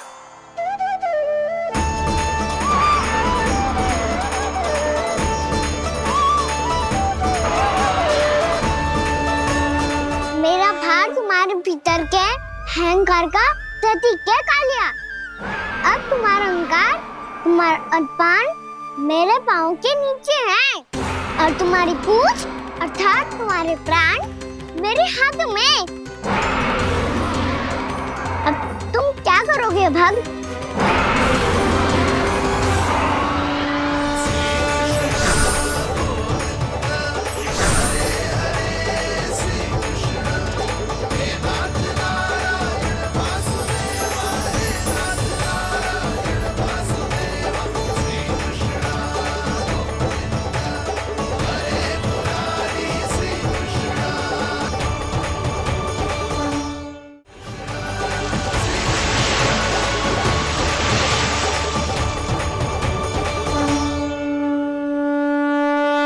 प्रभु, भले ये आपको पहचानने में असमर्थ हो, पर हम सब ने आपको पहचान लिया है।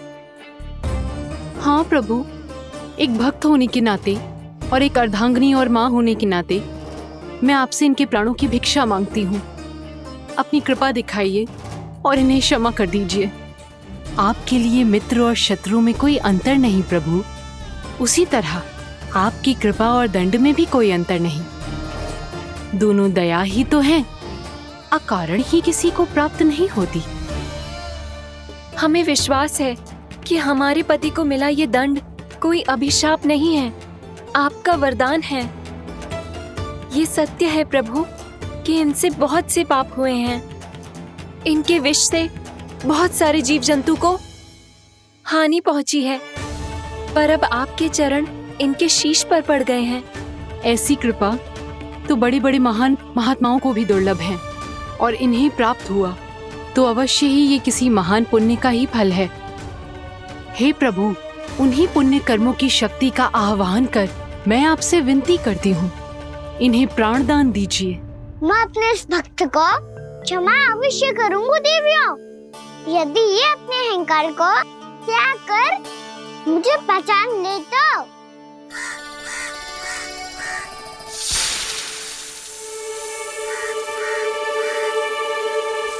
मैं तुम्हें श्राप देता हूँ, जितनी विषैली तुम्हारी जिह्वा है उतने ही विषैले सर्प बन जाओ तुम।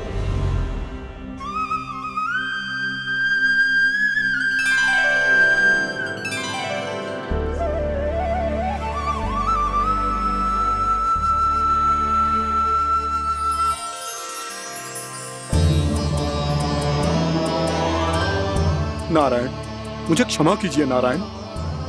मैं तो आपका परम भक्त था, किंतु मैं आपको पहचान नहीं सका। इसका दंड तो मुझे मिलना ही था, किंतु मैं अब प्रायश्चित करना चाहता हूं। इसके लिए यदि आप मेरे प्राण भी ले लेंगे तो भी मुझे कोई दुख नहीं होगा।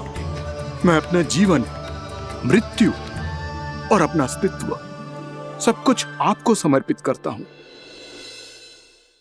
तुम्हें तुम्हारे क्रोध के कारण श्राप मिला, जिसे विशाल सर्प के रूप में तुम्हारा जन्म हुआ, और सर्प का तो स्वभाव है विष फैलाना। इसीलिए तुम्हें दंड नहीं दूंगा मैं। शेष सभी अपराधों का पश्चाताप कर लिया, इसीलिए मैं तुम्हें क्षमा करता हूँ कालिया।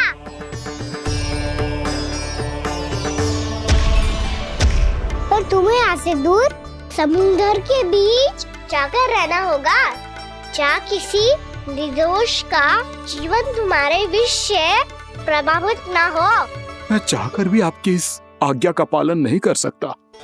मैं असमर्थ हूँ प्रभु, क्योंकि यदि मैं इस क्षेत्र को छोड़कर गया तो मेरी मृत्यु निश्चित है। आपसे क्या छुपा है प्रभु? आप तो जानते हैं कि सर्प जाति और आपके वाहन गरुड़ के बीच अनंत शत्रुता चल रही है, जिसका प्रारंभ नागों के द्वीप नागालय से हुआ था।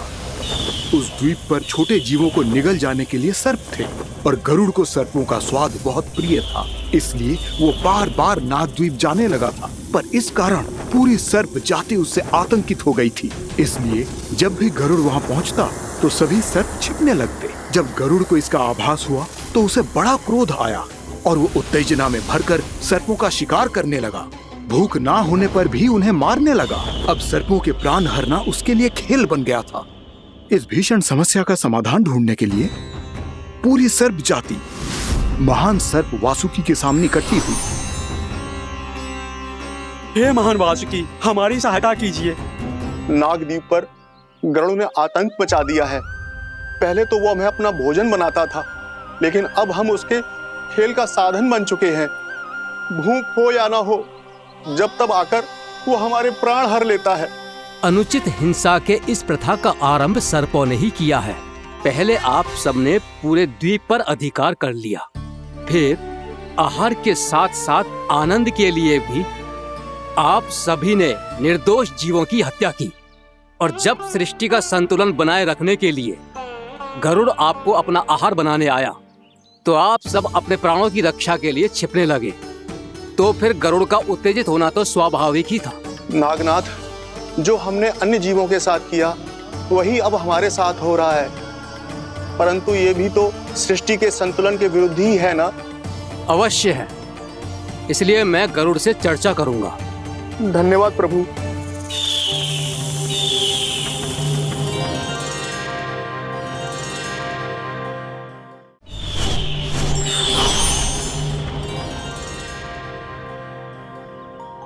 श्री नारायण के वाहन पक्षीराज गरुड़, मैं संपूर्ण सर्प जाति की ओर से आपसे एक निवेदन करने आया हूँ। कहिए, क्या कहना चाहते हैं आप? हे पक्षीराज, यदि आप हम पर ऐसे ही आक्रमण करते रहे तो शीघ्र ही हमारी प्रजाति समाप्त हो जाएगी। इसीलिए हमारी आपसे विनती है, यदि आप उचित समझें तो सर्पों के किसी एक घर से हम आपको एक सर्प प्रतिदिन अर्पित करेंगे। आप उसको आहार बनाइए और अन्य सर्पों को जीवित रहने का अधिकार दीजिए। मुझे स्वीकार है।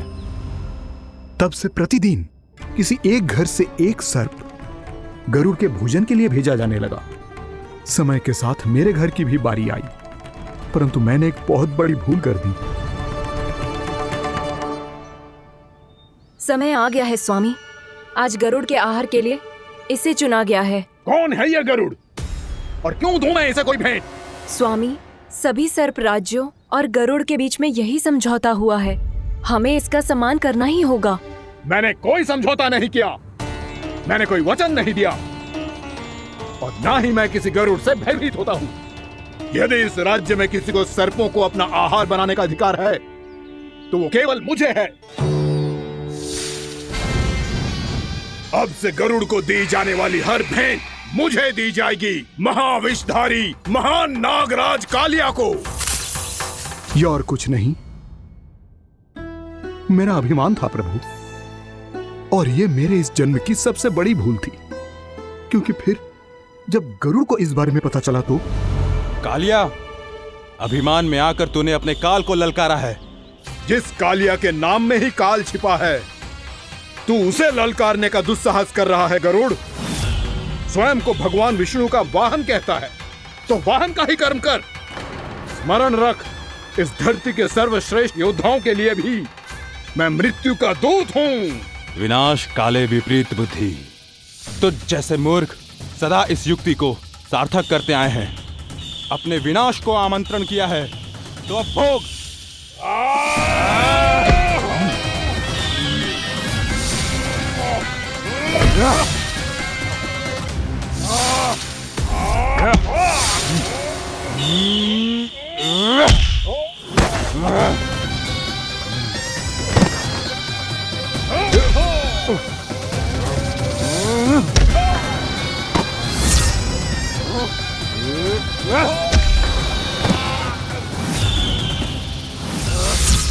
जिसने मेरा भोजन चुराने की धृष्टता की है वो इसी योग्य है।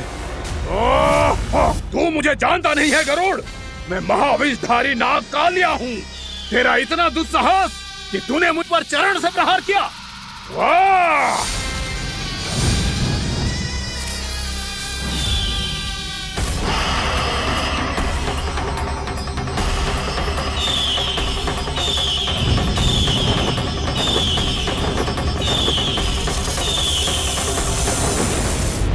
मैं अपने अभिमान में भूल गया था कि गरुड़ मुझसे कहीं अधिक शक्तिशाली है। इसलिए अपने प्राणों की रक्षा करने के लिए मैं एक स्थान से दूसरे स्थान भागने लगा। नदियां, पर्वत, यहां तक कि मैंने सागर भी लांघ डाला, पर मैं जहां भी जाता गरुड़ के रूप में मेरा काल वहीं आ जाता। इसीलिए मृत्यु की आशंका से भयभीत होकर मैं अपने बड़े भाई मां कद्रू के प्रथम पुत्र अनंत शेषनाग से राय लेने चला गया। भैया, मैं यहां आपसे आपकी सहायता लेने आया हूं। मेरी एक छोटी सी भूल के कारण यह गरुड़ मेरा पीछा कर रहा है। मुझे हर समय हर स्थान पे ढूंढते रहता है। यदि उसने मुझे ढूंढ लिया तो वो निश्चित ही मेरे प्राण ले लेगा।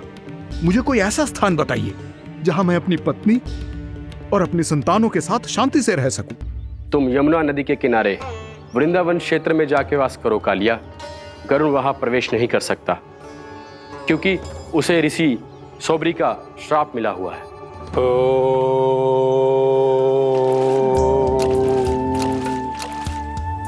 ध्यान और तपस्या का नित्य कर्म करते हुए ऋषि के मन में मछलियों के प्रति प्रेम भाव इतना बढ़ गया कि वो भूल गए सभी जीव खाद्य श्रृंखला का भाग होते हैं और मछलियां भी इस नियम की अपवाद नहीं है। उन्हें मछलियों की अटखेली इतनी अच्छी लगने लगी कि वो इस क्षेत्र के मछुआरों को भी मछली पकड़ने की अनुमति नहीं देते थे।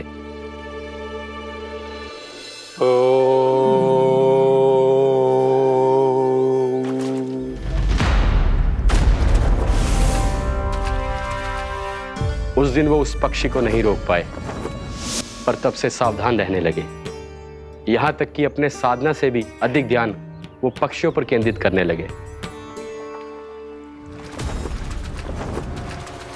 ठहरो! इसी क्षण अपनी चोंच में पकड़ी इस मछली को छोड़ दो। तुम्हें इन मछलियों का आहार नहीं करना चाहिए पक्षीराज। ये तो खाद्य श्रृंखला का नियम है ऋषिवर। यदि मैं इनका आहार नहीं करूंगा तो कोई और पक्षी कर लेगा। मैं अपने आनंद या प्रतिशोध के लिए इनके प्राण नहीं ले रहा। ये तो बस मेरा भोजन है। पर यह मेरा तपस्या स्थल है। तुम यहाँ शिकार करके मेरी साधना में विघ्न नहीं डाल सकते पक्षीराज। यदि आपकी यही इच्छा है तो मैं आज के बाद यहाँ नहीं आऊंगा।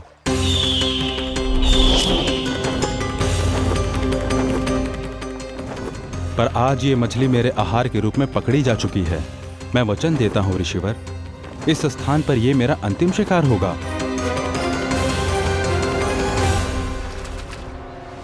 आज के बाद यदि तुमने वृंदावन की निकट उड़ान भी भरी तो तुम सैकड़ों टुकड़ों में फटकर मारे जाओगे पक्षीराज।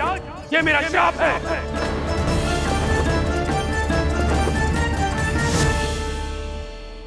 और इसीलिए भैया शेषनाग के सुझाव के अनुसार मैं यहां आ गया। पर अब यदि मैं कहीं और जाऊंगा तो मेरे प्राण नहीं बचेंगे प्रभु। डिस्टेंट रहो कालिया। अब से गरुड़ तुम्हें कोई हानि नहीं पहुंचाएगा। अब तुम्हारे फनों पर मेरी पक्षिंग बन गए कालिया। इसीलिए अब से तुम्हें गरुड़ से कोई भय नहीं होगा। निश्चिंत होकर अपने परिवार के साथ गहरे समुद्र में चले जाओ और सुख से शांति से निवास करो। पर ध्यान रहे निर्दोष जीवों को हानि ना पहुंचे। आपने मुझे जीवन दान दे दिया प्रभु। इस उपकार से मैं कृतज्ञ हूँ प्रभु। आदेश दीजिए, मैं आपकी सेवा कैसे करूं? तुम्हारे जल क्षेत्र से 1 कोटि कमल पुष्पों को लेने की अनुमति दे दो कालिया। यह मेरी सेवा होगी। प्रभु, ये तो मेरा सौभाग्य होगा।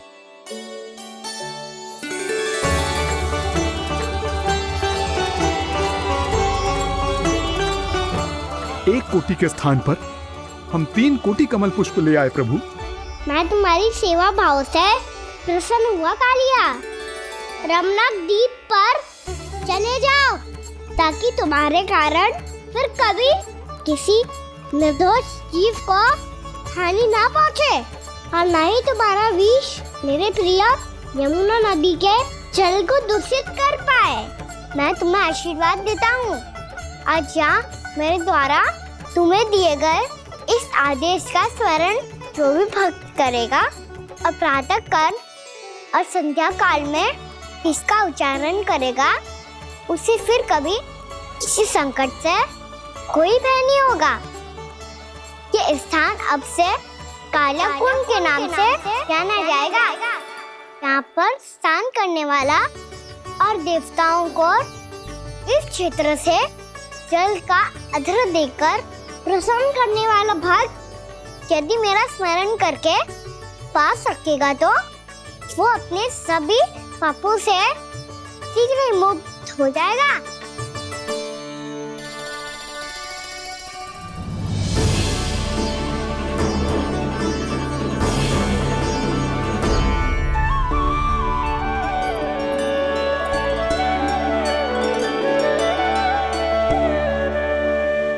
कौन है जी भगवान जिसने अभी अभी कालिया जैसे विशाल विस्तर का सामना किया? क्या एक साधारण बालक जो शीत की अधिकता से ठिठुर रहा है? क्या करूं? मैं लल्ला को ममता के आंचल में छुपा लूं या भक्त बनकर प्रभु की लीला देखती रहूं? क्या करूं मैं?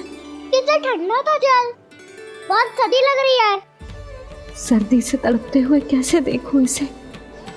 अभी जाके अपने पल्लू से सुखाती हूँ, हृदय से लगा के स्नेह की आंच दूंगी तो सर्दी पल भर में छूमंतर हो जाएगी।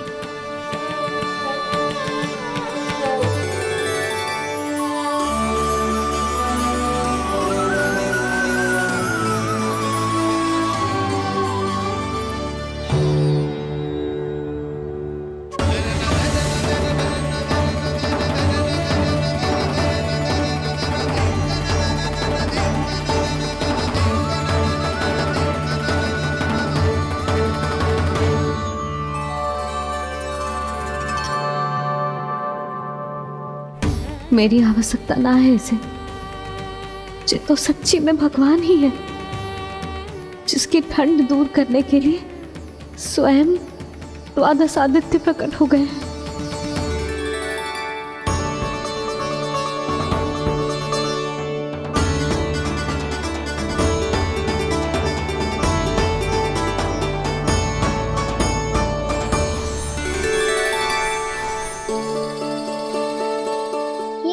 किया आपने? मैया मुझे अपने हृदय से लगाने वाली थी कि आप सब प्रकट हो गए। क्षमा कीजिए प्रभु, पर आपको भीगा हुआ देखकर, ठंड से ठिठुरता हुआ देखकर हमसे रहा नहीं गया। हम अपने वश में नहीं थे प्रभु। भक्ति से भावुक होकर हम प्रकट होने पर विवश हो गए थे। हमारी किरणें जैसे स्वयं ही फूट पड़ी और दौड़ पड़ी आपको सुखाने के लिए। मैं आपका प्रेम, आपकी भक्ति समझता हूं आदित्यगण, और इसीलिए इस समय मैं जहां खड़ा हूं, इस स्थान को द्वादश आदित्य टीला के नाम से जाना जाएगा। द्वादश आदित्य टीला के नाम से जाना जाएगा। हम धन्य हो गए प्रभु। अरे कहाँ जा रहा है? जो गड़बड़ किया है उसे सुधारिए तो सही। प्रभु आज्ञा दीजिए। अपना दाम इतना अधिक बढ़ा दीजिए कि मुझे स्वेद आने लगे,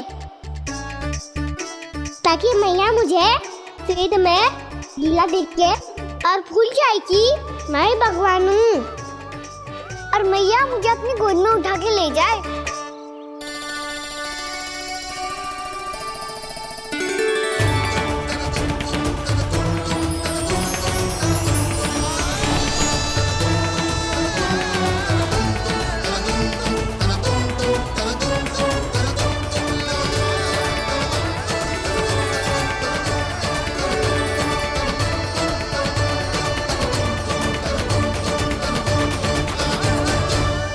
गर्मी क्यों लग रही है यहाँ? स्वेद की एक बूंद भी आती थी तो मैं अपना आंचल लेकर पहुंच जाती थी इसके पास। जानती ही नहीं थी कि चेतु स्वयं वायुदेव को आदेश दे सकता है कि वो बहने लगे और उसका सारा स्वेद सुखा दे। वायुदेव की आवश्यकता नहीं है मैया, मुझे आप ही चाहिए। लगता है जिस बात का भय था वही सत्य होने लगी है। भैया मेरे भगवान रूप को भूल नहीं पाएगी, और अब मेरे लिए इनको सत्य छुपा कर रख पाना कठिन हो जाएगा। कृष्णा कृष्णा हरे कृष्णा कृष्णा कृष्णा मुरली मनोहर कृष्णा गोपाला गोविंदा हे दामोदरा।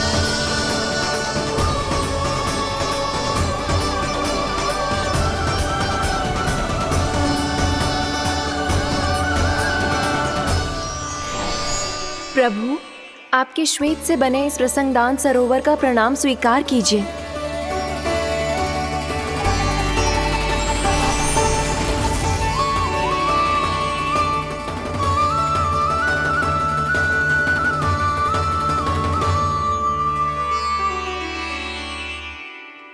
ओहो, इस चमत्कार को देखकर भैया को और भी अधिक विश्वास हो जाएगा कि मैं भगवानी हूँ। अब कैसे मनाऊं मैया को कि मैं इनका लाई हूँ।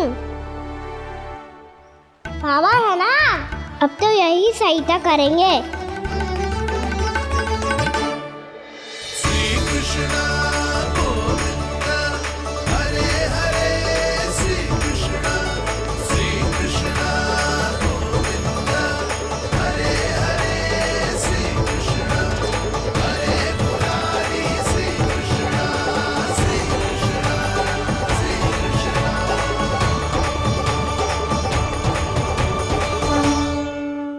बाबा एक कोटी ना, मैंने तो 3 कोटी कमल पुष्पों का प्रबंध कर दिया है और चिंता करने की आवश्यकता ना है। 1 कोटी कमल के स्थान पर 3 कोटी कमल पुष्प मिल गए हैं। हाँ कान्हा, मैं उचित संदेश के साथ ये सारे पुष्प उस कंस के पास भिजवा दो। महाप्रक्रमी कान्हा की जय। वृंदावन रक्षक कान्हा की जय। महाप्रक्रमी कान्हा की जय। भानु जी नंदराज, बाकी गांव वालों को लेकर ये सारे पुष्प इकट्ठा करो और कंस के दरबार में पहुंचाओ। जी।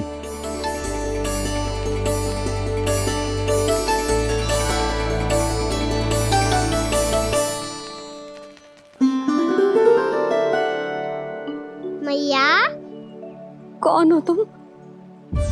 मुझे पता था मैया, जब आपको सत्य पता चलेगा तो आप मुझे मैया की तरह स्नेह ना कर पाओगी, इसीलिए आज तक सत्य छुपाता आया हूँ, ताकि आपकी ममता, आपका प्रेम अनुभव करने का अवसर मिलता है मुझे। और फिर आज को बताया था ना, जो रहस्य तुमने बरसों तक छिपाया था, उसका भेद खुलने में तुम्हारा ही योगदान है। मुझे कालिया के शीश पर अपने पद चिन्ह रखकर उसे मुक्त कराना था दाऊ, वचन दिया था मैंने उसे। इसके अतिरिक्त निर्दोष पशु पक्षियों के जीवन को कालिया के विष से ही बचाना था मुझे। इसमें कंस को तो सम्मिलित करना ही था, ताकि जब मैं कालिया का सामना कर रहा हूँ तो वो किसी और असुर को समस्या बनाकर वृंदावन ना भेज दे। पर इस सबसे बड़ा एक कारण और था दाऊ, मैं चाहता था कि मैया को सत्य पता चल जाए। पर क्यों कहा ना? क्योंकि मुझे लगने लगा था कि मैया से ये रहस्य छुपाकर इनके साथ धोखा कर रहा हूँ। अपराध बोध से दबा जा रहा था मैं।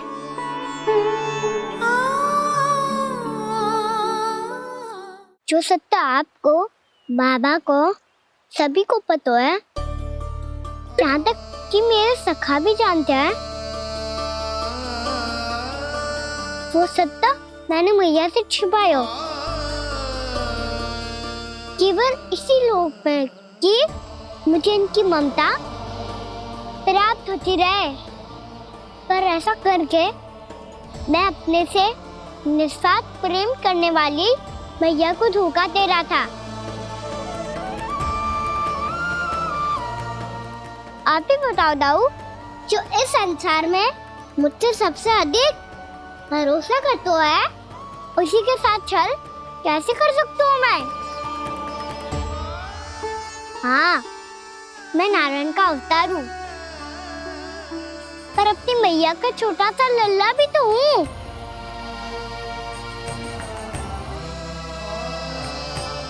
इसीलिए तो यमुना जी में छलांग लगाने का एक कारण इस गेंद को लेने जाना भी था। स्नेह से बनाई थी मैया ने गेंद, इसे अपने से दूर कैसे होने देता मैं? आपको आभास भी ना है मैया कि आप मेरे लिए कितने महत्वपूर्ण हो। ये सत्य है कि सभी देवता, प्रकृति, भक्त, ये सब है मेरा ध्यान रखने के लिए, मेरी सेवा करने के लिए। पर क्या इनमें से कोई भी मेरी मैया का स्थान ले सकता है? और आप भी तो यही चाहती थी कि मैं आपका लल्ला बन के आऊं, कि मैं आपका लल्ला बन के आऊं, कि मैं आपका लल्ला बन के आऊं। आज जैसे आपने मुझे अपनी गोद में लिटा रखा है, क्या कुछ ऐसा नहीं हो सकता कि शीघ्र ही मुझे आपको अपनी गोद में खिलाने का अवसर मिल जाए? मैया, नारायण का अवतार होना क्या इतनी बड़ी समस्या है कि आप हृदय से भी राह लगा सकते? मैया,